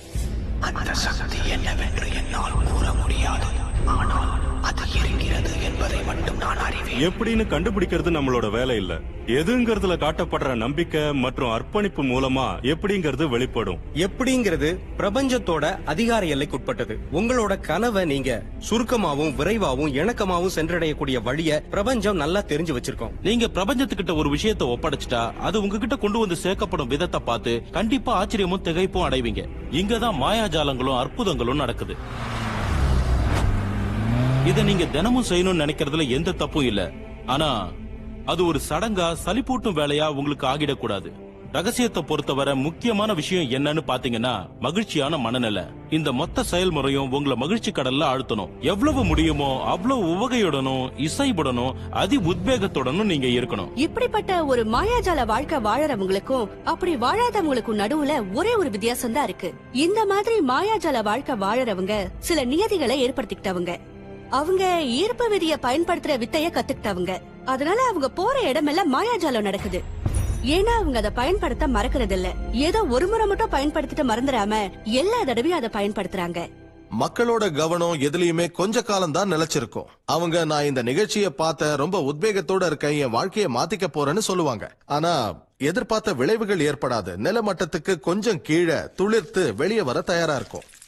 ஆனா அந்த நபர் வெறும் மேல் மட்டத்தை மட்டும் பார்த்துட்டு இது நமக்கு சரி வராதுன்னு சொல்லுவாரு. அதுக்கு பிரபஞ்சம் என்ன பதில் சொல்லும் தெரியுமா? உங்கள் விருப்பம் எனக்கு கட்டளைன்னு சொல்லும். அது துளிர்த்து மேல வரவே வராது. நான் ஈர்ப்பு விதியை பத்தி தெரிஞ்சுக்கிட்ட உடனே அத நான் நடைமுறையில சோதிச்சு பார்த்து என்ன நடக்கும்னு தெரிஞ்சுக்க ஆசைப்பட்டேன். 1995 நான் அகக்காட்சி பலகைன்னு ஒன்ன உருவாக்குனேன். வாழ்க்கையில நான் சாதிக்க விரும்புற இல்லனா வாழ்க்கையில நான் ஈர்க்க விரும்புற காரு, கை கடிகாரம், என் கனவு வாழ்க்கை துணைவி, அந்த படங்களை எல்லாம் வெட்டி அந்த அகக்காட்சி பலகையில நான் ஒட்டுவேன். ஒவ்வொரு நாளும் அலுவலகத்துல உட்கார்ந்துகிட்டு அந்த பலகையை பார்த்து அகக்காட்சி படைப்பை உருவாக்குவேன். அதோட அதை ஏற்கனவே அடைஞ்சிட்ட மனநிலைக்கு உண்மையிலேயே நுழைவேன். அதுக்கப்புறம் நான் வேற ஒரு இடத்துக்கு குடிபெயர்ந்தேன். என்னோட பொருட்களை ஒரு அட்டைப்பெட்டியில போட்டு ஒரு இடத்துல வச்சேன். அடுத்த 5 வருஷத்துல நான் 3 இடத்துக்கு மாறினேன். அதுக்கப்புறம் கலிபோர்னியாவுக்கு வந்து இந்த வீட்டை விலைக்கு வாங்கி 1 வருஷம் புதுப்பிச்சு கட்டினேன். இப்போ 5 வருஷத்துக்கு முன்னாடி நான் அட்டைப்பெட்டியில அடைச்சு வச்ச எல்லா பொருட்களையும் இந்த புது வீட்டுக்கு கொண்டு வந்தேன். ஒரு நாள் காலையில என்னோட 5 வயசு மகன் கீனன் என்னோட அலுவலகத்துக்கு வந்தான். 5 வருஷமா திறக்கப்படாத சில பெட்டிகள் வாசலுக்கு பக்கத்துல இருந்தது. என் மகன் கீனன் அந்த பெட்டிகள் மேல ஏறி உட்கார்ந்து காலால எட்டி உதச்சிக்கிட்டு இருந்தான். தயவு செஞ்சு கொஞ்ச நேரம் சும்மா இருக்கிறியா, நான் இங்க வேலை பார்க்கணும்னு சொன்னேன். இந்த பெட்டிகள்ல என்ன இருக்குப்பா? என்னோட அகக்காட்சி பலகைகள் இருக்கு. அகக்காட்சி பலகைகள்னா என்ன? அதுலதான் நான் என்னோட குறிக்கோள்களை குறிச்சு வச்சுக்குவேன். வாழ்க்கையில நான் சாதிக்கணும்னு நினைக்கிற விஷயங்களை அதுல ஒட்டி வச்சுக்குவேன் அப்படின்னு சொன்னேன். ஆனா அவனோட வயசுக்கு நான் சொன்னது புரியல. சரி வா, உனக்கு நான் அதை காட்டுறேன், அப்பதான் உனக்கு தெளிவா புரியும். அவனை பெட்டிக்கிட்ட கூட்டிட்டு போயிட்டு பெட்டியை திறந்தேன். அதுல இருந்த ஒரு அகக்காட்சி பலகையில நான் 5 வருஷத்துக்கு முன்னாடி அகக்காட்சி படைப்புல பார்த்த ஒரு வீட்டோட படம் இருந்தது. எனக்கு அதுல அதிர்ச்சியான விஷயம் என்னன்னா, அந்த படத்துல இருக்கிற வீட்டுல தான் நாங்க இப்ப குடியிருக்கோம். அதே மாதிரி வீடு இல்ல, அதே வீடு. எனக்கு தெரியாமலே நான் என் கனவு வீட்டை வாங்கி குடியேறி இருக்கேன். இதை நான் உணர்ந்ததும் என்னையும் அறியாம நான் அழ ஆரம்பிச்சிட்டேன். ஏன்பா அழுறீங்க? அதுக்கு நான் கண்ணா, கடைசியா ஈர்ப்பு விதி எப்படி வேலை செய்யுங்கிறத நான் புரிஞ்சுக்கிட்டேன். அகக்காட்சி படைப்போட முழு ஆற்றலையும் நான் தெரிஞ்சுக்கிட்டேன். நான் படிச்ச எல்லாத்தையும், நான் வாழ்க்கை நடத்தின முறையையும், என் நிறுவனத்தை உருவாக்கின விதத்தையும் நான் தெரிஞ்சுக்கிட்டேன். அது என் வீட்டு விஷயத்திலயும் வேலை செஞ்சிருக்கு. எனக்கு தெரியாமலேயே நான் என் கனவு வீட்டை வாங்கியிருக்கேன். கற்பனைதான் எல்லாம். அது வாழ்க்கையில் வரப்போகும் வசந்தங்களின் முன்னோட்டம். உங்களுக்கு என்ன வேணுங்கிறத முடிவு பண்ணுங்க. அதை அடைய முடியும்னு நம்புங்க. நீங்க அதுக்கு தகுதியானவர் தான். அதை உங்களால பெற முடியும்னு நம்புங்க. அதுக்கப்புறம் ஒவ்வொரு நாளும் கண்களை நல்லா மூடிக்கிட்டு அகக்காட்சியில அதை அடைஞ்சிட்டா மாதிரி கற்பனை பண்ணி பாருங்க. அது ஏற்கனவே சொந்தமாயிட்டா மாதிரி உணருங்க. அதுக்கப்புறம் அதுல இருந்து வெளியே வந்து நீங்க நன்றி உணர்தலோட இருக்கிற விஷயங்கள் மேல சந்தோஷமா உங்க கவனத்தை செலுத்துங்க. அதுக்கப்புறம் உங்க வேலையை பார்க்க ஆரம்பிக்கிறதுக்கு முன்னாடி அதை பிரபஞ்சத்தோட பொறுப்புல விட்டுருங்க. அது அதை மறுபடியும் கொண்டு வந்து உங்ககிட்ட சேர்க்கும்னு நம்புங்க.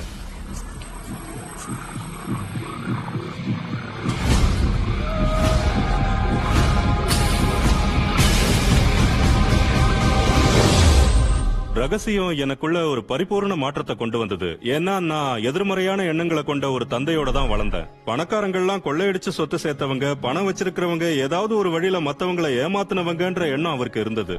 அதனால பணம் நம்ம கிட்ட இருந்தா நம்ம கெட்டு போயிடுவோம், கெட்டவங்க கிட்ட மட்டும்தான் பணம் இருக்கும், பணம் மரத்துல காய்க்கிறது இல்லன்னு பணத்தை பத்தி எதிர்மறையான கருத்துக்களோட தான் நான் வளர்ந்தேன். நான் என்ன ராக்கஃபெல்லர்னு உனக்கு நினைப்பான்னு எங்க அப்பா அடிக்கடி சொல்லுவாரு. இப்படி இருக்கும்போது வாழ்க்கைங்கிறது ரொம்ப கஷ்டமானதுங்கிற தீவிரமான நம்பிக்கையோட தான் நான் வளர்ந்தேன். நான் கிளமெண்ட் ஸ்டோனை சந்திச்சப்போதான் என் வாழ்க்கையில ஒரு மாறுதல் ஏற்பட்டது. மனித மனம் எதை உருவாக்குகிறதோ அதை அதனால் அடைய முடியும். நான் கிளமெண்ட் கூட வேலை செஞ்சுக்கிட்டு இருந்தப்ப சாதிச்ச உடனே உன்னை பிரமிக்க வைக்கிற அளவுக்கு ஒரு இலக்க நீ நிர்ணயிச்சுக்கன்னு சொன்னாரு. அதை நான் உனக்கு கத்து கொடுத்ததுனாலதான் நீ அதை சாதிச்சேன்னு நம்புற அளவுக்கு அந்த இலக்கு பெருசா இருக்கணும்னாரு. அந்த நேரத்துல நான் வருஷத்துக்கு $8000 சம்பாதிச்சுக்கிட்டு இருந்தேன். நான் இன்னும் நிறைய சம்பாதிக்கணும்னு ஆசைப்பட்டதுனால நான் எனக்குள்ளேயே $1,00,000 சம்பாதிக்கணும்னு நினைச்சுக்கிட்டேன். அதை எப்படி செய்ய போறேன்னு எனக்கு அப்ப தெரியாது. என்கிட்ட எந்த திட்டமும் இல்ல, அதுக்கு வாய்ப்பும் இல்ல. ஆனா நான் அதை நம்ப போறேன், அதுதான் உண்மைங்கிற மாதிரி நடந்துக்க போறேன், பிரபஞ்சத்துக்கு சமர்ப்பிக்க போறேன்னு சொல்லி அப்படியே செஞ்சேன். கிளமெண்ட் எனக்கு கத்து கொடுத்த இன்னொரு விஷயம், தினமும் கண்ணை மூடி உக்காந்துகிட்டு இலக்குகளை ஏற்கனவே அடைஞ்சிட்ட மாதிரி அகக்காட்சியில பாக்குறது. நான் நிஜமாவே $1,00,000 நோட்டு ஒன்ன தயாரிச்சு அதை என் படுக்கைக்கு மேல இருக்கிற உத்தரத்துல ஒட்டி வச்சேன். கண் முழிச்ச உடனே நான் அதை பார்த்தா அது என்னோட நோக்கத்தை நினைவுபடுத்தும். அதுக்கப்புறம் நான் கண்களை மூடிக்கிட்டு $1,00,000 இருந்தா நான் எப்படி வாழ்க்கையை நடத்துவேன்னு கற்பனை பண்ணி பார்ப்பேன். அற்புத அனுபவம். சுவாரஸ்யமான விஷயம் என்னன்னா 30 நாளைக்கு எந்த மாற்றமும் ஏற்படல. எனக்கு பிரமாதமான கருத்து எதுவும் உதயமாகல. யாரும் எனக்கு பணம் தரவும் முன் வரல. 4 வாரம் கழிச்சு ஒரு நாள் நான் குளிச்சுக்கிட்டு இருந்தப்போ எனக்கு அந்த $1,00,000 யோசனை அப்படியே என் மனசுக்குள்ள வந்தது. அப்ப என் புத்தகம் ஒண்ணு வெளியாகி இருந்தது. என் புத்தகத்தோட 4 லட்சம் பிரதிகளை ஒரு பிரதி $0.25 வீதம் வித்தா $1,00,000 கிடைக்கும்னு நினைச்சேன். அந்த புத்தகம் ஏற்கனவே என்கிட்ட இருந்தது. ஆனா அந்த யோசனை எனக்கு வரல. உங்களுக்கு உத்வேகமான ஒரு எண்ணம் ஏற்பட்டா அதை நம்பி உடனே செயல்ல இறங்கணுங்கிறது தான் ரகசியம். அதை எப்படி செய்யறதுன்னு எனக்கு தெரியல. 4 லட்சம் பிரதிகள், இது வரைக்கும் அவ்வளவு பிரதிகளை நான் வித்ததில்ல. அப்போதான் நேஷனல் என்கொயரர்ங்கிற புத்தகத்தை ஒரு கடையில நான் பார்த்தேன். அதே பத்திரிகை இது வரைக்கும் எனக்கு பின்புலமா தான் தெரிஞ்சிருக்கு. இப்போ அது திடீர்னு கண்ணு முன்னாடி வந்து நிக்கிற மாதிரி இருக்கு. அந்த பத்திரிகையை படிக்கிற எல்லாரும் என் புத்தகத்தை பத்தி தெரிஞ்சுக்கிட்டாங்கன்னா நிச்சயமா 4 லட்சம் பேர் என் புத்தகத்தை வாங்குவாங்க. 6 வாரங்களுக்கு அப்புறம் நியூயார்க்ல ஹண்டர் கல்லூரியில உரை நிகழ்த்த போயிருந்தப்போ ஒரு பெண்மணி என்கிட்ட வந்து, உங்க பேச்சு ரொம்ப அற்புதமா இருந்தது, நான் உங்களை பேட்டி எடுக்கணும், இந்தாங்க என்னோட கார்டு. ஆமா, நீங்க யாருக்கு எழுதுறீங்க? நான் அதிகமா நேஷனல் என்கொயரர் பத்திரிகைக்கு தான் கட்டுரைகள் எழுதிட்டு இருக்கேன் அப்படின்னு அவங்க சொன்னாங்க. உடனே த ட்வைலைட் ஜோன்ங்கிற பாட்டு என் காதுல ரீங்காரம் விட்டது. பரவாயில்லையே, இந்த விஷயம் வேலை செய்யுதுன்னு நினைச்சேன். என்னோட அந்த கட்டுரை வெளியே வந்தது. என் புத்தகத்தோட விற்பனையும் பல மடங்கு அதிகரிச்சது. நான் இங்க குறிப்பிட விரும்புறது என்னன்னா, இந்த பத்திரிகை நிருபர் உட்பட வெவ்வேறு வகையான நிகழ்வுகளை என் வாழ்க்கையில நான் கவர்ந்து இழுத்திருக்கேங்கிறது தான். நான் நினைச்ச மாதிரி அந்த வருஷம் என்னால $1,00,000 சம்பாதிக்க முடியல. $92,327 தான் சம்பாதிச்சேன். அதுக்காக நான் வருத்தப்பட்டு அழுதன்னு நினைக்கிறீங்களா? இல்ல, இது ரொம்ப அதிசயமான விஷயம் தான் நினைச்சேன். என் மனைவி என்கிட்ட வந்து நீங்க $1 மில்லியன் சம்பாதிக்கணும்னு நினைச்சா அது நடக்குமான்னு கேட்டா. அதுக்கு நான் எனக்கு தெரியாது, இருந்தாலும் முயற்சி பண்றேன்னு சொன்னேன். நான் எழுதின சிக்கன் சூப் ஃபார் த சேல்ங்கிற புத்தகத்துக்கான ராயல்டி தொகையை காசோலையா எழுதும் போது பதிப்பாளர் கையெழுத்துக்கு பக்கத்துல ஒரு சிரிக்கிற பொம்மையை போட்டாரு. ஏன்னா காசோலையோட மதிப்பு $1 மில்லியன். என் சோதனைக்கு என் சொந்த அனுபவத்திலேயே பதில் கிடைச்சது. இந்த ரகசியம் வேலை செய்யுமான்னு நான் சோதிச்சு பார்த்தேன். ஆனா சந்தேகத்துக்கு இடம் இல்லாம இந்த ரகசியம் வேலை செஞ்சது. அந்த தளத்துல இருந்துதான் தினமும் நான் என் வாழ்க்கையை வாழ்ந்துகிட்டு இருக்கேன். இந்த படத்தை பார்த்துட்டு இருக்கிற ஏராளமான மக்கள் என்ன சிந்திக்கிறாங்கன்னு தெரியுமா? வாழ்க்கையில நான் அதிகமான பணத்தை கவர்ந்து இழுக்கிறது எப்படின்னு யோசிச்சுட்டு இருக்காங்க. செல்வத்தையும் செழிப்பையும் அடையிறது எப்படி, அதிகமான பணத்தை அடையிறது எப்படி. நான் நேசிக்கிற என்னோட வேலையில இருந்துகிட்டே என்னோட கிரெடிட் கார்டு கடன் அடைக்க முடியுமா?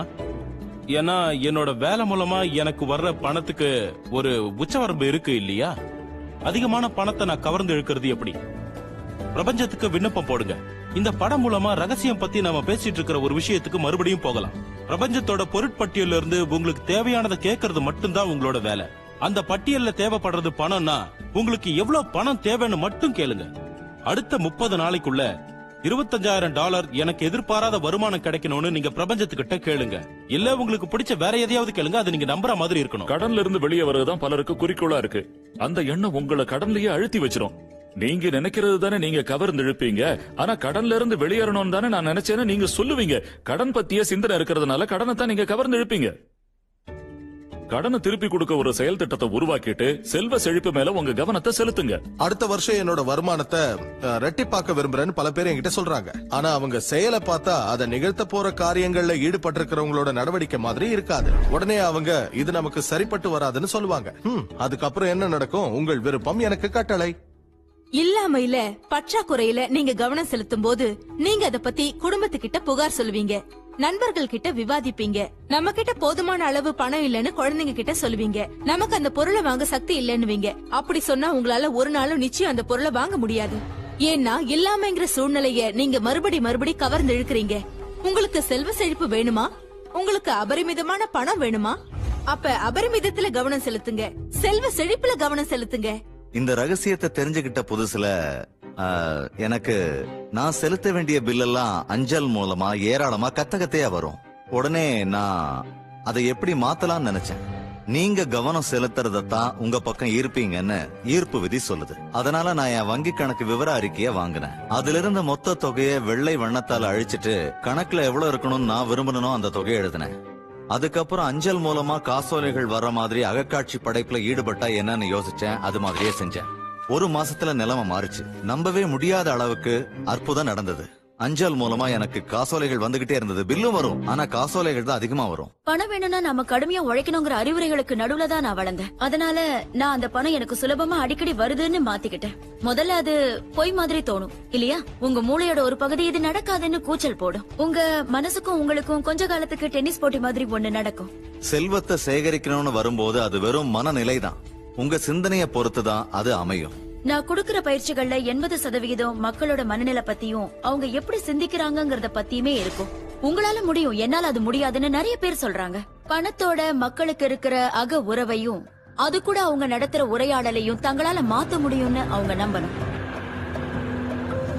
ஏராளமா பணம் சம்பாதிக்கிற நிறைய பேரை எனக்கு நல்லா தெரியும். ஆனா அவங்க உறவு முறைகள் மோசமா இருக்கும். புரிஞ்சுக்க இது கொஞ்சம் கஷ்டம்தான். ஆனா இது உண்மையான செல்வம் ஆயிடாது. பணத்துக்கு பின்னால போய் நீங்க பணக்காரர் ஆயிடலாம், ஆனா அது நீங்க உண்மையான செல்வத்தை சம்பாதிக்கிறத உறுதி செய்யாது. பணம் செல்வத்தோட ஒரு பகுதி இல்லன்னு நான் சொல்ல வரல, அது நிச்சயமா ஒரு பகுதி தான், ஆனா ஒரு சின்ன பகுதி. அப்புறம் ஆன்மீகத்துல ஈடுபட்டுகிட்டு இருக்க பல பேரை நான் சந்திக்கிறேன். அவங்க வறுமையிலயும் ஆரோக்கியம் இல்லாமலும் இருக்காங்க. அதுவும் உண்மையான செல்வம் இல்ல. வாழ்க்கைனா அது எல்லா விஷயத்திலயும் அபரிமிதமானதா இருக்கணும். மேற்கத்திய கலாச்சாரத்துல பல பேர் வெற்றிக்காக போராடிட்டு இருக்காங்க. அவங்களுக்கு அற்புதமான வீடு வேணும், தொழில் சிறப்பா இருக்கணும், இன்னும் பல பொருள் வேணும்னு நினைக்கிறாங்க. இதெல்லாம் நாம உண்மையா விரும்புற மகிழ்ச்சிக்கு உத்தரவாதம் அளிக்க வேண்டிய கட்டாயம் இல்லைன்னு எங்களோட ஆய்வுகள் மூலம் தெரியுது. அப்ப சந்தோஷம்னா என்ன?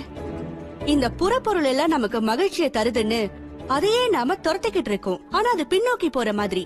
நீங்க முதல்ல மகிழ்ச்சி, அக அமைதி, அகநோக்குக்கு பின்னால போங்க. அதுக்கப்புறம் புறப்பொருள் எல்லாம் தானா உங்க முன்னாடி வரும்.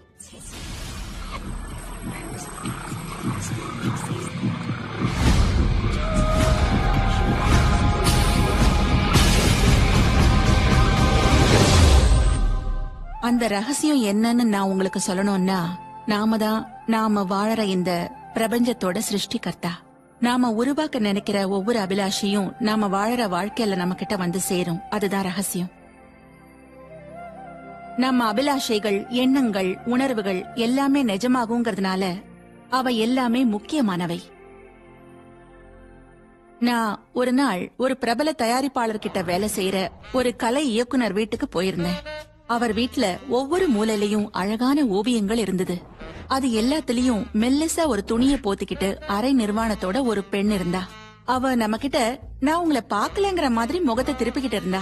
நான் அவர்கிட்ட உங்க காதல் வாழ்க்கையில பிரச்சனை இருக்கலாம்னு சொன்னேன். உங்களுக்கு ஞான திருஷ்டி இருக்கா? இல்ல, ஆனா இங்க பாருங்க, இங்க இருக்கிற 7 இடத்துலயும் ஒரே பெண்ணோட புகைப்படத்தை வரைஞ்சிருக்கீங்கன்னு சொன்னேன். அந்த மாதிரி ஓவியம் எனக்கு ரொம்ப பிடிக்கும். அதெல்லாம் நான் தான் வரைஞ்சது. அதை விட மோசம், நீங்க உங்க படைப்பு திறன் முழுசையும் அதுல கொட்டிருக்கீங்கன்னு அவர்கிட்ட சொன்னேன். அவர் ரொம்ப கவர்ச்சிகரமான மனிதர். அவரை சுத்தி எப்பவுமே நடிகைகள் கூட்டம் இருக்கும். ஏன்னா அவர் செய்யற வேலை அப்படி. ஆனா அவருக்கு காதல் மட்டும் வரவே இல்ல. உங்களுக்கு என்ன வேணும் அப்படின்னு கேட்டேன். வாரத்துக்கு 3 பொண்ணுங்களோட டேட்டிங் போகணும். அப்படின்னா 3 பொண்ணுங்களோட நீங்க இருக்கிற மாதிரி வரைஞ்சு அத ஒவ்வொரு மூலையிலயும் மாட்டி வைங்க அப்படின்னு சொன்னேன்.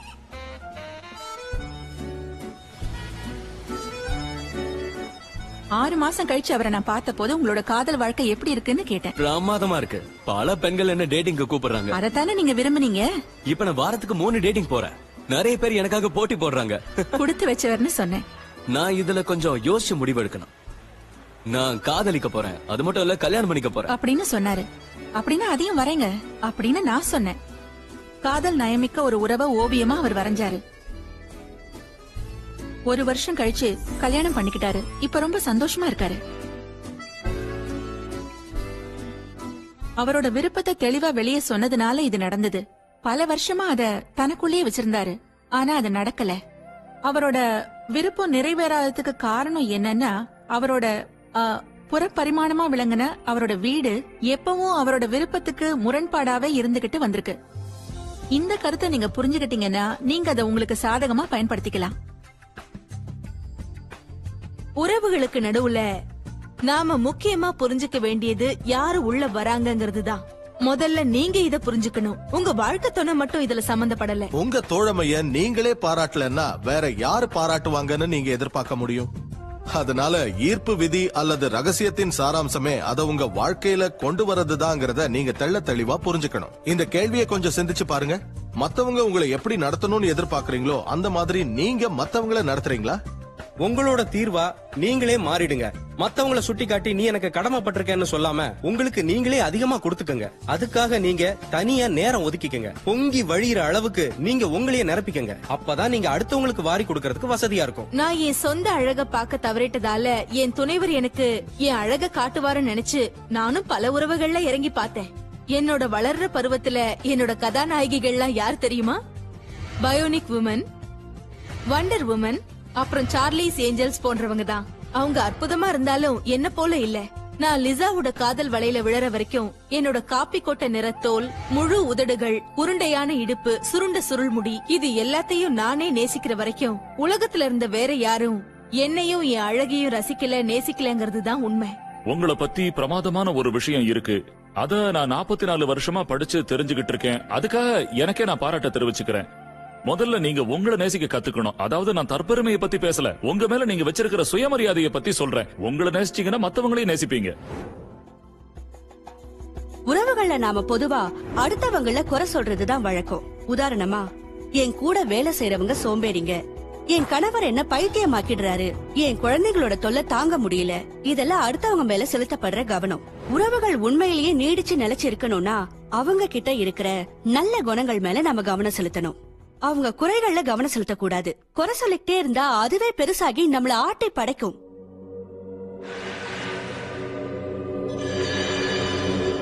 நீங்க உங்க உறவுகள்ல மிக கடுமையான சூழல்களை எதிர்கொள்ளும் சமயங்கள்ல கூட, உதாரணமா 2 பேருக்கும் எந்த விஷயத்திலயும் ஒத்து வரல, வாழ்க்கை எதிர்பார்த்தது மாதிரி இல்ல, இப்படி எதுவா இருந்தாலும் சரி, உங்களால மறுபடியும் உறவுகளை சரி பண்ண முடியும். ஒரு காகிதத்தை எடுத்து அடுத்த 30 நாளைக்கு அந்த நபர்கிட்ட நீங்க பெருமையா நினைக்கிற விஷயங்கள் என்னென்ன இருக்குதோ அதெல்லாம் எழுதுங்க. நீங்க அவங்களை எதுக்காக நேசிக்கிறீங்கன்ற காரணத்தையும் எழுதுங்க. அவங்க நகைச்சுவை உணர்வு, அவங்க பரிவு போன்ற விஷயங்களை உதாரணமா சொல்லலாம். நீங்க அவங்களோட சிறப்பு அம்சங்களை ஏத்துக்கிட்டு அவங்கள பாராட்டுறதுல கவனம் செலுத்தும் போது அதுவே உங்களுக்கு இன்னும் அதிகமா கிடைக்கும். உங்க பிரச்சனையெல்லாம் சூரியனை கண்ட பனி மாதிரி விலகிடும். நாம என்னதான் முயற்சி பண்ணாலும் மத்தவங்கள நம்மளால கட்டுப்படுத்த முடியாது. யாராவது உங்க வீட்டுக்குள்ள வரும்போது அவங்க மோசமான மனநிலையில இருந்து நீங்க நல்ல மனநிலையில இருந்தா அந்த நேரத்துல உங்களுக்கும் அவங்களுக்கும் நிறைய வேறுபாடுகள் இருக்கும். ஈர்ப்பு விதி மூலமா நம்மளோட சந்தோஷத்தை நாமளே உருவாக்கிக்கிறோம். பல சந்தர்ப்பங்கள்ல உங்க சந்தோஷத்தை உருவாக்க நீங்க மத்தவங்களுக்கு ஒரு சந்தர்ப்பத்தை கொடுப்பீங்க. பெரும்பாலான நேரங்கள்ல அவங்க நீங்க எதிர்பார்க்கிற விதத்துல அதை உருவாக்குறது இல்ல. ஏன்? ஏன்னா உங்களோட சந்தோஷத்தையும் ஆனந்தத்தையும் கட்டுப்படுத்துறதுக்கு ஒருத்தரால தான் முடியும். அது யார் தெரியுமா? அது நீங்க தான். உங்களோட சந்தோஷத்தை கட்டுப்படுத்த உங்களோட வாழ்க்கை துணைவராலேயோ இல்ல உங்க குழந்தையினாலேயோ உங்க பெற்றோராலேயோ கூட முடியாது. உங்க சந்தோஷத்தை பங்கு போட்டுக்கிறதுக்கு அவங்களுக்கு ஒரு வாய்ப்பு கொடுக்கப்பட்டிருக்கு, அவ்வளவுதான். உங்களோட மகிழ்ச்சி உங்களுக்குள்ளதான் இருக்கு.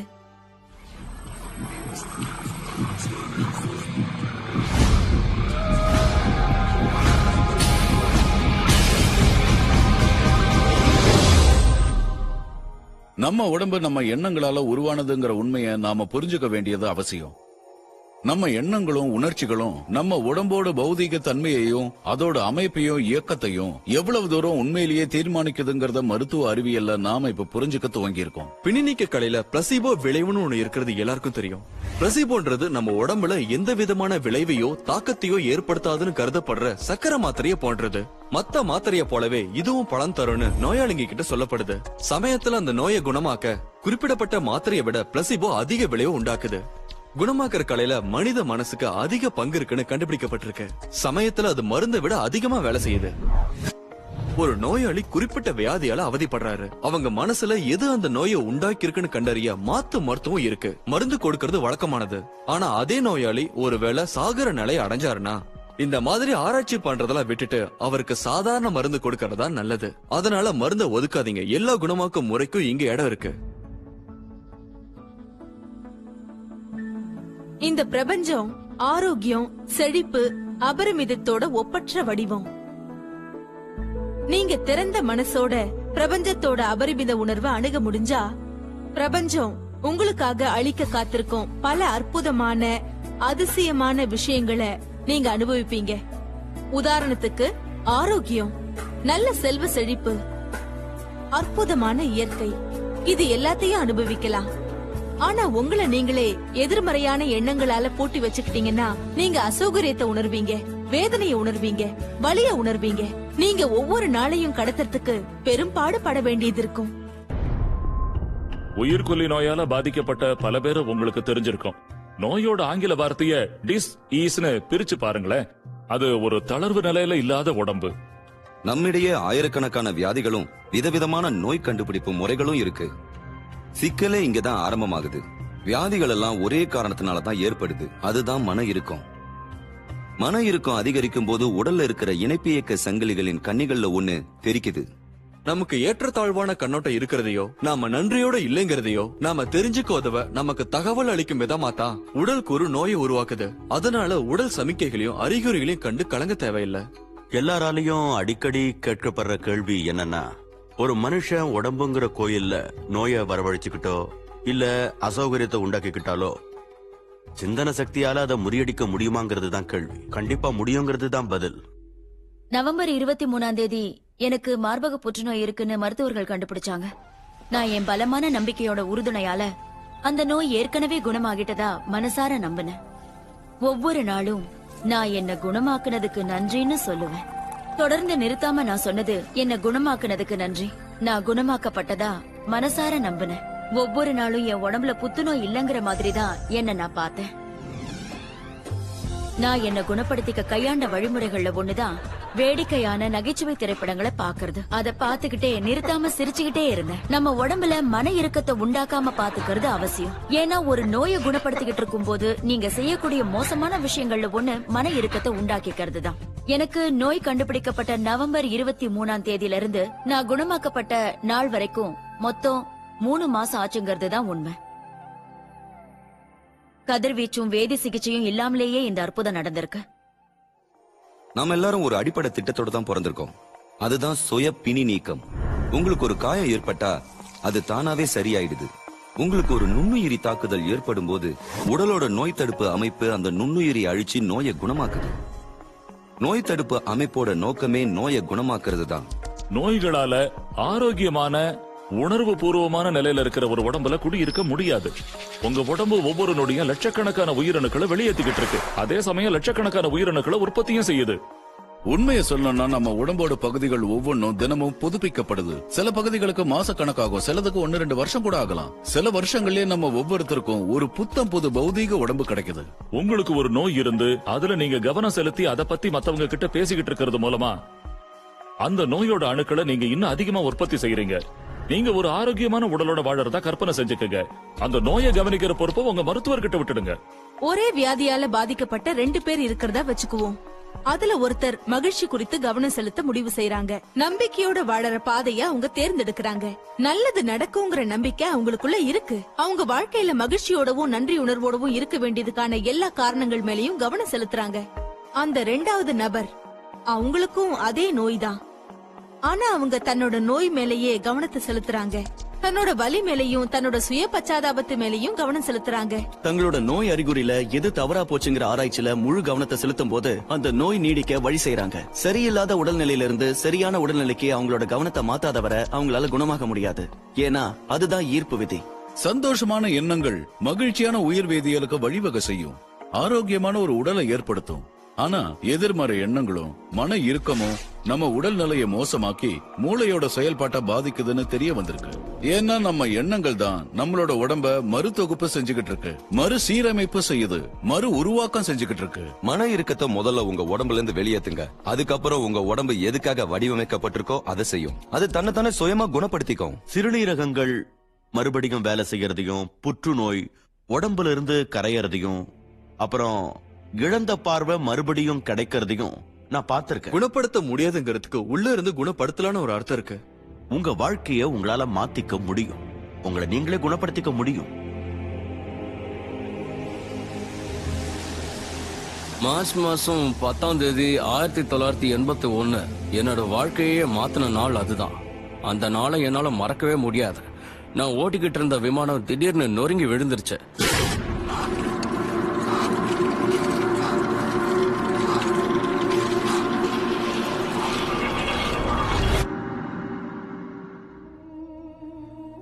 உடம்போட எந்த பகுதியையும் அசைக்க முடியாத நிலையில நான் மருத்துவமனையில சேர்க்கப்பட்டேன். என் முதுகெலும்பு நொறுங்கி இருந்தது. கழுத்து பக்கத்துல இருந்த முதல் 2 தண்டெலும்புங்க உடைஞ்சிருந்தது. விழுங்கும் திறன் பாதிக்கப்பட்டிருந்தது. என்னால சாப்பிடவோ முழுங்கவோ முடியல. டயப்ரம்னு சொல்லப்படுற என்னோட உதர விதானம் பாதிக்கப்பட்டிருந்தது. என்னால செய்ய முடிஞ்சதெல்லாம் கண்களை இமைக்கிறது மட்டும்தான். நான் வாழ்நாள் முழுவதும் படுக்கையிலேயே இருக்க வேண்டியதுதானோ, என்னால கண்களை மட்டும்தான் இமைக்க முடியும்னு மருத்துவர்கள் சொல்லிட்டாங்க. அது என்ன பத்தி அவங்க கொண்டிருந்த பார்வை. அவங்க என்ன பத்தி என்ன நினைச்சுக்கிட்டு இருந்தாங்கங்கறத பத்தி நான் கவலைப்படல. என்ன பத்தி நான் என்ன நினைச்சிட்டு இருக்கேங்கிறது தான் முக்கியம். நான் மறுபடியும் இயல்பு நிலைக்கு திரும்பி மருத்துவமனையில இருந்து நடந்து வெளியே போறத என் மனசுல ஒளி ஒளி காட்சியா வடிவமைச்சுக்கிட்டு இருந்தேன். மருத்துவமனையில இருந்தப்ப என்கிட்ட இருந்த ஒரே விஷயம் என்னோட மனசுதான். மனசு உங்க கையில இருந்தா நீங்க எதை வேணாலும் சரி பண்ணலாம். என்ன செயற்கை சுவாச கருவியோட இணைச்சிருந்தாங்க. என் உதர விதானம் பாதிக்கப்பட்டிருந்ததால என்னால தன்னிச்சையா சுவாசிக்க முடியாதுன்னு மருத்துவர்கள் சொல்லிட்டாங்க. ஆழமா மூச்சு விடுன்னு ஒரு குரல் மட்டும் கேட்டுக்கிட்டே இருந்தது.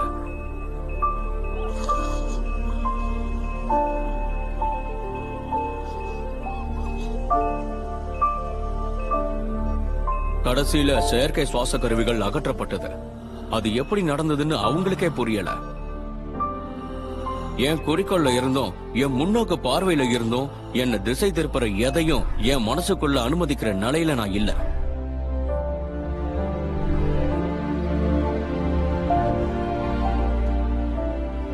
கிறிஸ்துமஸ் தினத்தன்னைக்கு மருத்துவமனையில இருந்து நடந்து வெளியே போகணும்னு ஒரு இலக்கை நிர்ணயிச்சுக்கிட்டேன்.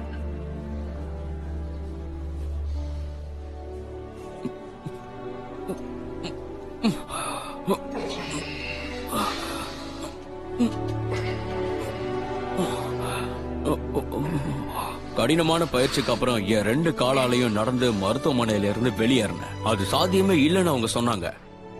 அந்த நாளை என்னால மறக்கவே முடியாது. வாழ்க்கையில ஏதாவது ஒரு விதத்துல பாதிக்கப்பட்டிருக்கிறவங்களுக்கு என் வாழ்க்கையில இருந்து ஒரு செய்தியை சொல்ல விரும்பினா அவங்களால என்னெல்லாம் சாதிக்க முடியும், என் வாழ்க்கையில இருந்து அதை சொல்லணும்னா அந்த மக்களால வாழ்க்கையில என்ன சாதிக்க முடியுங்கிறத நான் ஒரு சில வார்த்தைகள்ல சொல்லிடுவேன். மனிதன் தான் எப்படி சிந்திக்கிறானோ அப்படியே ஆகிறான்.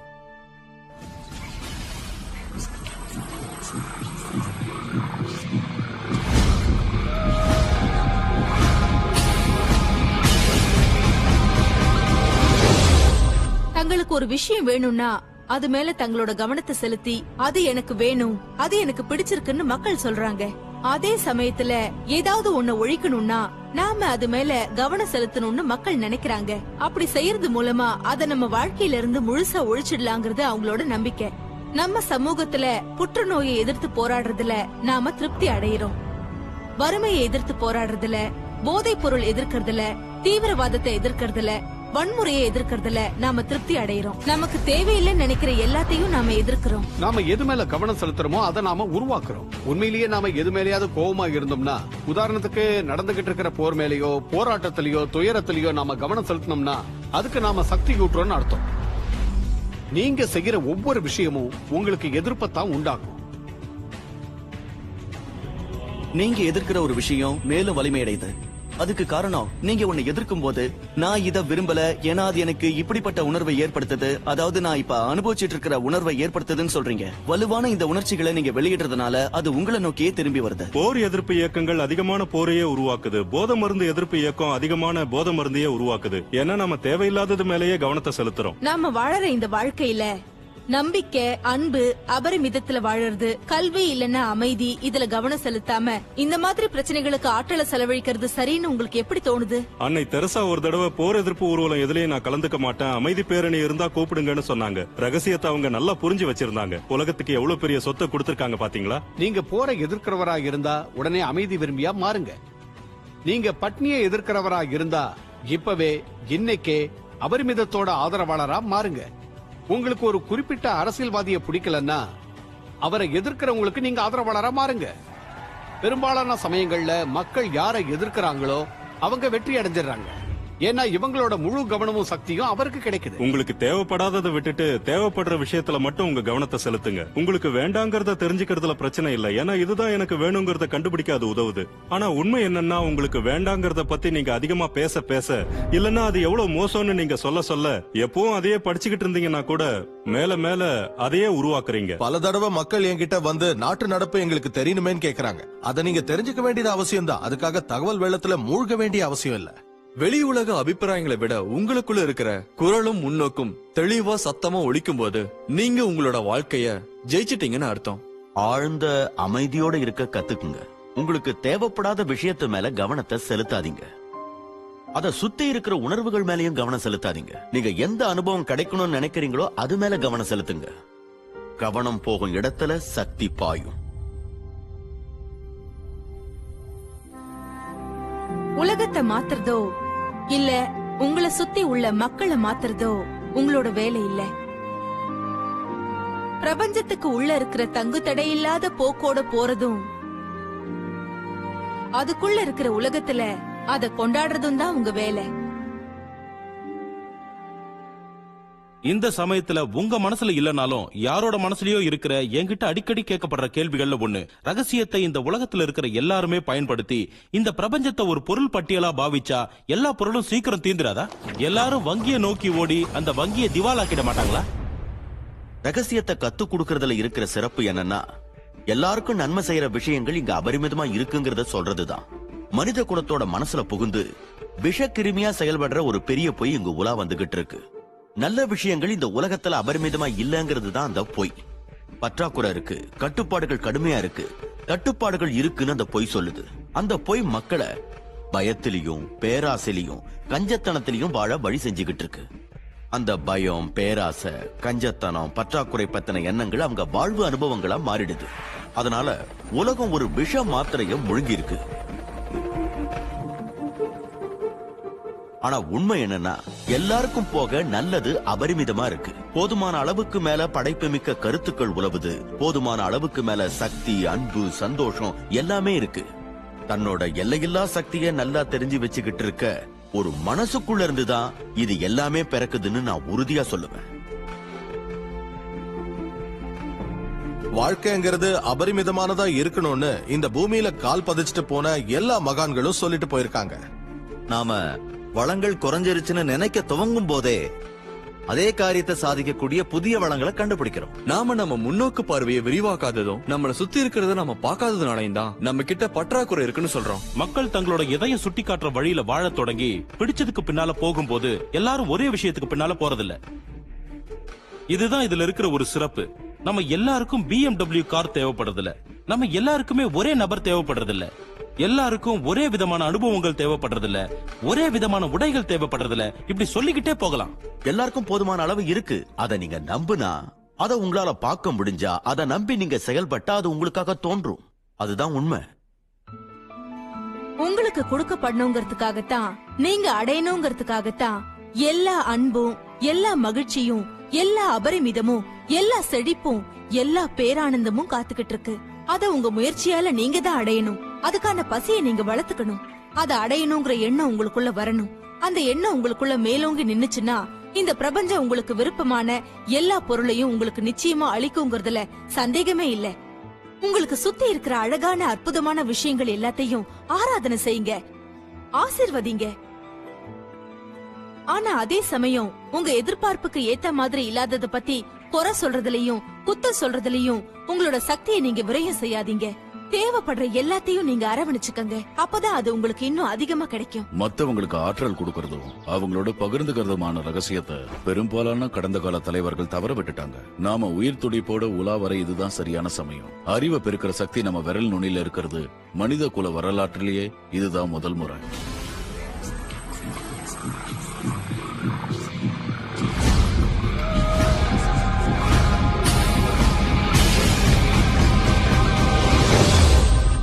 நம்மள சுத்தி இருக்கிறத, ஏன் நம்ம உடம்ப பார்க்கும்போது கூட கண்ணுக்கு தெரியறது வெளியில தலை காட்டுற சின்ன பகுதி தான். நான் சொல்றதை யோசிச்சு பாருங்க. உங்க கையை எடுத்து நல்லா உத்து பாருங்க. அது பாக்குறதுக்கு உறுதியா இருக்கும், ஆனா உண்மையிலே அது அப்படி இல்ல. சக்தி மிக்க நுண்ணோக்கியின் கீழ் அதை வச்சு பாத்தீங்கன்னா ஆற்றலால அதிர்ந்துகிட்டு இருக்கிற ஒரு தொகுதியா தான் அது தெரியும். உங்க கைகளா இருக்கட்டும், கடலா இருக்கட்டும், விண்மீனா இருக்கட்டும், எல்லாமே அச்சு அசலா ஒரே விஷயத்தால ஆனதுதான். உண்மை என்னன்னா எல்லாமே ஆற்றல் தான். உங்களுக்கு இன்னும் கொஞ்சம் நல்லா புரியற மாதிரி விளக்கமாவே சொல்றேன். முதல்ல பிரபஞ்சம், அப்புறம் நம்ம பால்வெளி மண்டலம், நம்ம கிரகம், அதுக்கப்புறம் மனுஷன், அதுக்கப்புறம் அவனுக்குள்ள இருக்கிற உடல் உறுப்புகள், உடல்ல இருக்கிற உயிர் அணுக்கள், அதுக்கப்புறம் அணு மூலக்கூறுகள், அப்புறம் அணுக்கள், அதுக்கப்புறம் கடைசியா ஆற்றல். இந்த மாதிரி சிந்தனையை தூண்டுறதுக்கு ஏகப்பட்ட தலங்கள் இருக்கு. ஆனா இந்த பிரபஞ்சத்துல எல்லாமே ஆற்றல் தான். நீங்க எந்த நகரத்துல வசிக்கிறீங்கிறது முக்கியம் இல்ல. உங்க எல்லாரோட உடம்புல இருக்கிற சக்தியை ஒண்ணு சேர்த்தா மொத்த நகரத்துக்கும் ஒரு வாரத்துக்கு ஒளி கொடுக்க முடியும். பெரும்பாலான மக்கள் இந்த பூத உடலை கொண்டு தங்களை வரையறுத்துக்கிறாங்க. ஆனா நீங்க ஒரு பூத உடல் மட்டும் இல்ல, நுண்ணோக்கி மூலமா பார்த்தா கூட நீங்க ஒரு ஆற்றல் தளமா தான் தெரிவிங்க. ஆற்றலை பத்தி நாம தெரிஞ்சு வச்சிருக்கிறது இதுதான். ஒரு குவாண்டம் இயற்பியலாளர் கிட்ட போய் உலகத்தை படைச்சது எதுன்னு கேட்டா அவங்க உடனே ஆற்றல்னு சொல்லுவாங்க. ஆற்றலை விவரிக்க சொன்னா ஆற்றலை ஆக்கவோ அழிக்கவோ முடியாது. அது எப்பவும் இருந்துகிட்டு இருக்கு, இனிமேலும் இருக்கும். இதுவரைக்கும் இருந்துகிட்டு இருந்ததெல்லாம் எப்பவுமே இருந்திருக்கு, அதெல்லாம் வடிவத்துக்குள்ள நுழையுதுன்னு சொல்லுவாங்க. நீங்க ஒரு இறை இயலாளர் கிட்ட போய் பிரபஞ்சத்தை படைச்சது யாருன்னு கேட்டீங்கன்னா உடனே அவங்க இறைவன் பதில் சொல்லுவாங்க. இறைவனை பத்தி விளக்கத்தை கேட்டா அவர் இருந்தாரு, இருக்காரு, அவரை ஆக்கவோ அழிக்கவோ முடியாது, அவர் அப்படியே இருப்பாரு, வடிவத்துக்குள்ள நுழைவாரு, வடிவத்திலிருந்து வெளியேறுவார்னு சொல்லுவாங்க. இது ரெண்டுமே ஒரே விளக்கம் தான், ஆனா வார்த்தை பிரயோகத்துல தான் வித்தியாசம் இருக்கு. உங்களை எலும்பு தோல் போர்த்திய பூத உடல் நினைச்சுக்கிட்டு இருக்கீங்களா? மறுபடியும் சிந்திச்சு பாருங்க. நீங்க ஒரு ஆன்மா, மாபெரும் சக்தி வெளியில இயங்கிக்கிட்டு இருக்கிற ஒரு ஆற்றல் தளம். நம்ம ஒருத்தரோட ஒருத்தர் இணைக்கப்பட்டிருக்கோம். அதை நம்மால பார்க்க முடியாது. இது புற வழின்னோ இது அக வழின்னோ தனித்தனியா எதுவும் இல்ல, எல்லாமே இணைக்கப்பட்டிருக்கு. இங்க பிரிக்க முடியாத ஆற்றல் தளம் தான் இருக்கு. பெரும்பாலான சமயங்கள்ல இந்த பூத உடலாலும் பௌதீக ஈர்ப்பாலும் நம்ம கவனம் செதறிடுது. உங்க ஆன்மாவை தற்காலிகமா சிறை வைக்கிற ஒரு சாதனம் தான் உங்க உடம்பு. ஒரு அறையை நிரப்பக்கூடிய அளவுக்கு உங்க ஆன்மா ரொம்ப பெருசு. நீங்க ஆதி அந்தம் இல்லாதவர். நீங்க தான் சக்தியின் பிறப்பிடம். மனுஷ ரூபத்துல வடிவமைக்கப்பட்டுள்ள கடவுள் நீங்க தான். நீங்க ஒரு கச்சிதமான வடிவமைப்பு. ஆன்மீக ரீதியா சொல்லணும்னா நாம கடவுளை போல உருவாக்கப்பட்டுள்ள அவரோட பிம்பம். பிரபஞ்சம் தன்னோட உணர்வு நிலைய வெளிப்படுத்திக்கிற மற்றொரு வழிதான் நாமன்னு சொல்லலாம். மலர்ந்துகிட்டு இருக்கிற சாத்தியக்கூறுகளோட முடிவில்லாத தளம் நாமன்னு கூட சொல்லலாம். இது எல்லாமே உண்மைதான். நீங்க படைப்பு மூலத்தோட வடிவா பிம்பமா உருவாக்கப்பட்டவர்னு ஒவ்வொரு பாரம்பரியமும் உங்ககிட்ட சொல்லிருக்கு. உங்களுக்கு தெய்வ வல்லமை இருக்கு, இந்த உலகத்தை ஆட்டி படைக்கிற சக்தி இருக்குன்னு அதுக்கு அர்த்தம். அதுதான் நிச்சயமான உண்மை. ஆமா, உண்மைதான். நீங்க உங்க வாழ்க்கையில இந்த கட்டம் வரைக்கும் உங்களுக்கு தகுதியான அற்புதமான விஷயங்களை படைச்சிருக்கலாம், இல்ல படைக்காமலும் இருக்கலாம். உங்க வாழ்க்கையோட தற்போதைய நிலை நீங்க உண்மையிலேயே விரும்பினதா இருக்குதா, உங்க தகுதிக்கு ஏற்றதா இருக்குதாங்கிற கேள்விய நல்லா யோசிச்சு பாருங்க. அப்படி இல்லன்னு நீங்க நினைச்சீங்கன்னா அதை மாத்திக்கிறதுக்கு இதான் சரியான சமயம். ஏன்னா அதை செய்யக்கூடிய சக்தி உங்ககிட்ட இருக்கு. எல்லா சக்தியும் உள்ளிருந்து வருபவைதான். அதனால் அவை நம் கட்டுப்பாட்டில் தான் உள்ளன. பெரும்பாலான மக்கள் தங்களை வாழ்க்கையோட பலியாடுகளா உணர்றாங்க. அதுக்கு அவங்க கடந்த கால சம்பவங்கள் மேலேயோ, மோசமா நடத்தின பெத்தவங்க மேலேயோ, இல்ல சீர்கெட்ட குடும்பத்துல வளர்ந்த சூழல் மேலேயோ பழி போடுறாங்க. இங்க நான் ஒரு உண்மையை சொல்லி ஆகணும்.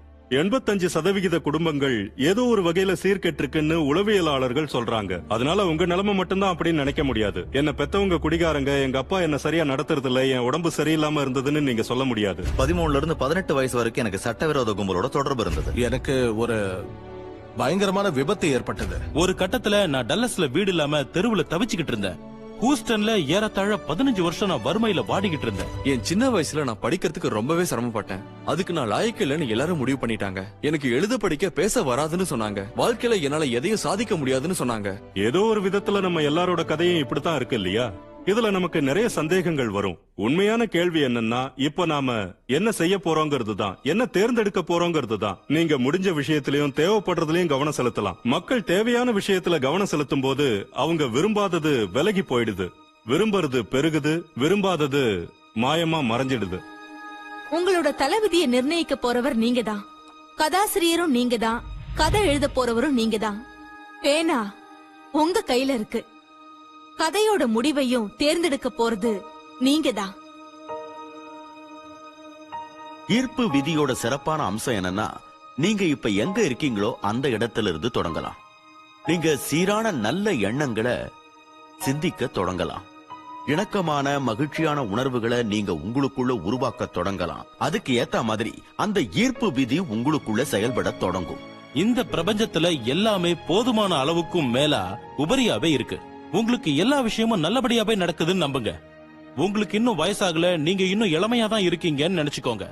நம்மளோட விருப்பம் என்னவோ அதை நம்மளால உருவாக்க முடியும். ஈர்ப்பு விதி அதை நிச்சயமா உங்களுக்கு உருவாக்கி தரும். உங்களை நீங்களே முழுமையா விடுவிச்சுக்குங்க. பரம்பரை பழக்க வழக்கங்கள்ல இருந்து, சமுதாய நம்பிக்கைகள்ல இருந்து, கலாச்சார குறியீடுகள்ல இருந்து விடுதலை ஆகுங்க. உலகத்துல பரவி இருக்கிற சக்தியை விட உங்களுக்குள்ள இருக்கிற சக்தி அதிகம்னு உங்களால ஆணித்தரமா நிரூபிக்க முடியும். நீங்க ஒரு விஷயத்த நினைச்சிட்டு இருப்பீங்க, இதெல்லாம் கேக்குறதுக்கு நல்லா இருக்கு, ஆனா இதெல்லாம் என்னால செய்ய முடியுமா? இல்லனா நான் இதை செய்யறதுக்கு இவ சம்மதிக்க மாட்டேங்கிறா, இல்லனா அவன் என்ன இதை செய்ய விட மாட்டான், இல்லனா இதை செய்யறதுக்கு என்கிட்ட போதுமான பணம் இல்ல, இல்லனா இதை செய்யற அளவுக்கு நான் பலசாலி இல்ல, அந்த அளவுக்கு என்கிட்ட பணமும் இல்ல, என்னால முடியாது முடியாதுன்னு நீங்க சிந்திச்சுக்கிட்டு இருக்கலாம். முடியாதுன்னு நீங்க சொல்ற ஒவ்வொரு வார்த்தையும் ஒரு படைப்பு தான். உங்களால் முடியும் என்று சிந்தித்தாலும் முடியாது என்று சிந்தித்தாலும் இரண்டுமே சரிதான். இதுக்கு ஏதாவது எல்லை இருக்கா? நிச்சயமா இல்லவே இல்ல. நாம எல்லாரும் எல்லையில்லாத சக்தி உடையவங்க. நமக்கு உச்சவரம்பே கிடையாது. இந்த கிரகத்துல வாழ்ந்துகிட்டு இருக்கிற ஒவ்வொரு மனுஷனுக்குள்ளேயும் உறைஞ்சுகிட்டு இருக்கிற திறன்கள், திறமைகள், இயற்கையா கிடைச்ச வரப்பிரசாதங்கள் மற்றும் சக்திக்கு எல்லையே கிடையாது.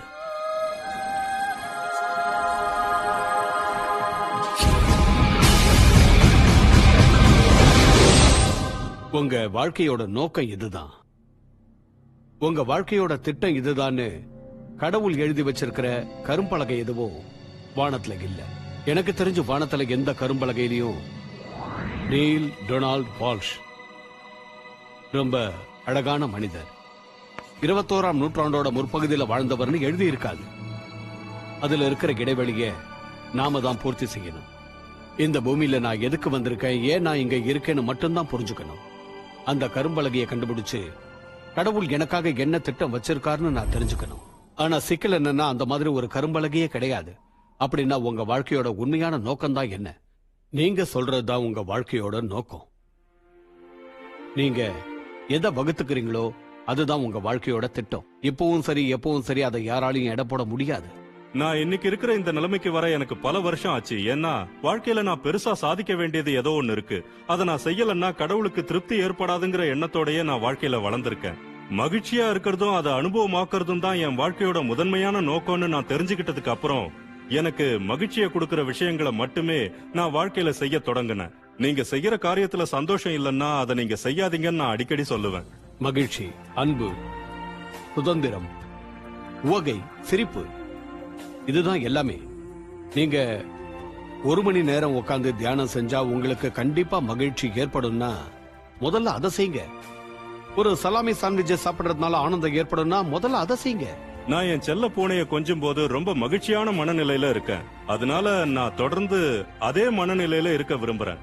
எனக்கு அது தேவைங்கிறதுனால வாழ்க்கையில அதுதான் வேணும்னு நினைக்கிறேன். அப்படி நினைக்கிறதுனால அது எனக்கு கிடைக்குது. உங்க உள்ளுக்குள்ள இருக்கிற சந்தோஷம் தான் நீங்க வாழ்க்கையில சாதிக்கிறதுக்கும் வெற்றி அடையறதுக்கும் எரிபொருள். உங்களை மகிழ்ச்சியான மனநிலையில எது வச்சிருக்கோ அது உங்களுக்கு இன்னும் அதிகமா மகிழ்ச்சியை தரும். இந்த கணத்துல இந்த படத்தை நீங்க பாத்துக்கிட்டு இருக்கீங்க. இத உங்க வாழ்க்கையில ஈர்த்தது நீங்க தான். இத பயன்படுத்திக்கிறதுக்கு இதை எடுத்துக்கலாமா இல்ல வேண்டாமான்னு நீங்க தான் முடிவு பண்ணணும். இது உங்களுக்கு மகிழ்ச்சியை தரலன்னா அதை விட்டுடுங்க. வேற ஒரு விஷயத்தை தேர்ந்தெடுங்க. அது உங்க இதயத்தை வருடக்கூடியதா இருக்கட்டும். உங்களுக்கு எது பேரானந்தத்தை தருகிறதோ அதை செய்யுங்கள்.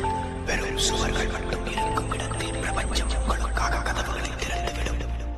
உங்களுக்கு பேரானந்தத்தை எது கொடுக்குதோ அதை பின்பற்றும் போது நீங்க மகிழ்ச்சி துள்ளி குதிக்கும் வீதியில மட்டும் உலா வருவீங்க. பிரபஞ்சத்தோட அபரிமிதம் உங்களுக்காக திறந்து விடப்படும். நீங்க அன்பு செலுத்துறவங்களோட உங்க வாழ்க்கையை பகிர்ந்துக்க துடிப்பீங்க.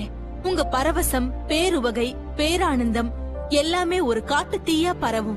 இதத்தான் நான் எப்பவுமே செஞ்சுக்கிட்டு இருக்கேன். எனக்கு பரவசம் கொடுக்கறத, எனக்கு பேரு உவகை கொடுக்கறத, அப்புறம் எனக்கு ஊக்களிக்கிற விஷயத்த நான் செய்யறேன். இத நான் நாள் முழுக்க செஞ்சுக்கிட்டு வரேன். வாழ்க்கையை எங்களோட சேர்ந்து கொண்டாடுங்க. ஏன்னா வாழ்க்கை ரொம்ப மகத்தானது. அது ஒரு அற்புதமான பயணம். நீங்க ஒரு வித்தியாசமான யதார்த்தத்துல வித்தியாசமான வாழ்க்கை வாழ்வீங்க. மக்கள் எல்லாம் உங்களை பார்த்து நீங்க அப்படி என்ன வித்தியாசமா செய்றீங்கன்னு கேட்பாங்க. நிச்சயமா ஒரு வித்தியாசம் இருக்கு. நீங்க ரகசியத்தை தெரிஞ்சுக்கிட்டு இருக்கீங்கிறது தான் அது.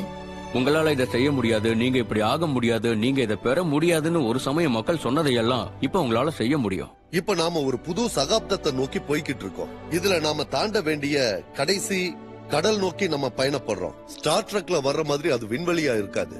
ஆனா அது மனிதர்களோட மனசா இருக்க போகுது. எல்லை இல்லாத ஆற்றலோட, எல்லை இல்லாத சாத்திய கூறுகளோட வருங்காலம் என் கண்ணு முன்னால தெரியுது. நாம நம்ம மனசோட ஆற்றல்ல வெறும் 5% தான் பயன்படுத்துறோங்கிறத ஞாபகம் வச்சுக்கோங்க. சரியான கல்வி மூலம் 100% மனித ஆற்றல்ங்கிறது சாத்தியமான ஒண்ணுதான். மக்கள் தங்களோட முழு ஆற்றலையும் உபயோகிக்கிற ஒரு உலகத்தை நீங்க கற்பனை செஞ்சு பாருங்க. நாம எங்க வேணும்னாலும் போகலாம், என்ன வேணும்னாலும் செய்யலாம், எதை வேணும்னாலும் சாதிக்கலாம். உங்க தேடுதல்ல இருக்கிற நல்லதை மட்டும் நீங்க பாருங்க. ஒவ்வொரு மத புத்தகமும் நமக்கு அதைத்தான் போதிக்குது. ஒவ்வொரு சிறந்த தத்துவ புத்தகமும், ஒவ்வொரு சிறந்த தலைவரும், இதுவரைக்கும் அவதரிச்ச சிறந்த மகான்களும் இதைத்தான் சொல்றாங்க. அறிவு ஜீவிகளை தேடி போய் அவங்க கிட்ட கத்துக்குங்க. அவங்கள பலர் உங்களுக்கு இந்த படத்தின் மூலமா அறிமுகப்படுத்தப்பட்டிருக்காங்க. உண்மை என்னன்னா அவங்க எல்லாரும் இந்த ரகசியத்தை நல்லா புரிஞ்சு வச்சிருக்காங்க. இப்ப நீங்க ஒண்ணு புரிஞ்சுக்கங்க. எவ்வளவுக்கு எவ்வளவு அதை பயன்படுத்துறீங்களோ அவ்வளவுக்கு எவ்வளவு அதை புரிஞ்சுப்பீங்க. மகிழ்ச்சியா இருக்க உனக்கு எல்லா உரிமையும் உண்டுன்னு ஏதோ ஒண்ணு உங்ககிட்ட தொடர்ந்து சொல்லிக்கிட்டு இருந்ததுனாலதான் நீங்க உங்க வாழ்க்கையோட இந்த கட்டத்தை வந்து அடைஞ்சிருக்கீங்க. நீங்க இந்த உலகத்துக்கு பெருமை சேர்க்கவும் அதோட மதிப்பை கூட்டவும் அவதரிச்சிருக்கீங்க.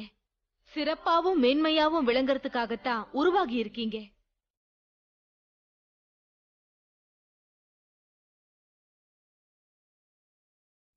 நீங்க கடந்து வந்த ஒவ்வொரு அனுபவமும், நீங்க செலவழிச்ச ஒவ்வொரு நொடியும் இப்ப இங்க இந்த தருணத்துக்காகத்தான் உங்களை தயார் செஞ்சிருக்கு. உங்க தலைவிதியை நிர்ணயிக்கிறது நீங்க தான்னு இப்ப உங்களுக்கு தெரிஞ்சிருக்கும். இப்ப உங்களுக்கு தெரிஞ்ச விஷயங்களை வச்சு இன்னையில இருந்து உங்களால என்ன செய்ய முடியுங்கிறத கற்பனை செஞ்சு பாருங்க. அந்த தருணத்துல நீங்க என்ன செய்ய போறீங்க? அந்த தருணத்தை நீங்க எப்படி பெற்றுக்கொள்ள போறீங்க? உங்க நடனத்தை வேற யாராலையும் ஆட முடியாது. உங்க பாடல வேற யாராலையும் பாட முடியாது. உங்க கதைய வேற யாராலையும் எழுத முடியாது. நீங்க யாரு, என்ன செய்றீங்கிறது இந்த கணத்துல இருந்து தொடங்குது. நீங்க ஒரு மனிதர்னு நான் இப்ப நம்புறேன். உங்ககிட்ட அற்புதமான ஏதோ ஒண்ணு இருக்கு. உங்க வாழ்க்கையில உங்களுக்கு இதுவரை என்ன நடந்திருந்தாலும், நீங்க உங்களை எவ்வளவு இளமையாவோ அல்லது முதுமையாவோ நினைச்சுக்கிட்டு இருந்தாலும், நீங்க சரியான சிந்தனைய சிந்திக்க தொடங்கிட்டா உங்களுக்குள்ள உறைஞ்சிருக்கிற அந்த ஏதோ ஒண்ணு இந்த உலகத்தை காட்டிலும் பெருசா இருக்கிற அந்த மாபெரும் சக்தி உருப்பெற தொடங்கும். அது உங்க வாழ்க்கையை ஆக்கிரமிச்சுக்கும். அது உங்களுக்கு உணவளிக்கும், உடை அளிக்கும், உங்களை பாதுகாக்கும், உங்களுக்கு வழிகாட்டும், உங்க இருத்தலை நீடிக்க செய்யும். இதையெல்லாம் நீங்க அனுமதிச்சீங்கன்னா அது கட்டாயமா செய்யும். அது நிச்சயமா நடக்கும்னு எனக்கு உறுதியா தெரியும்.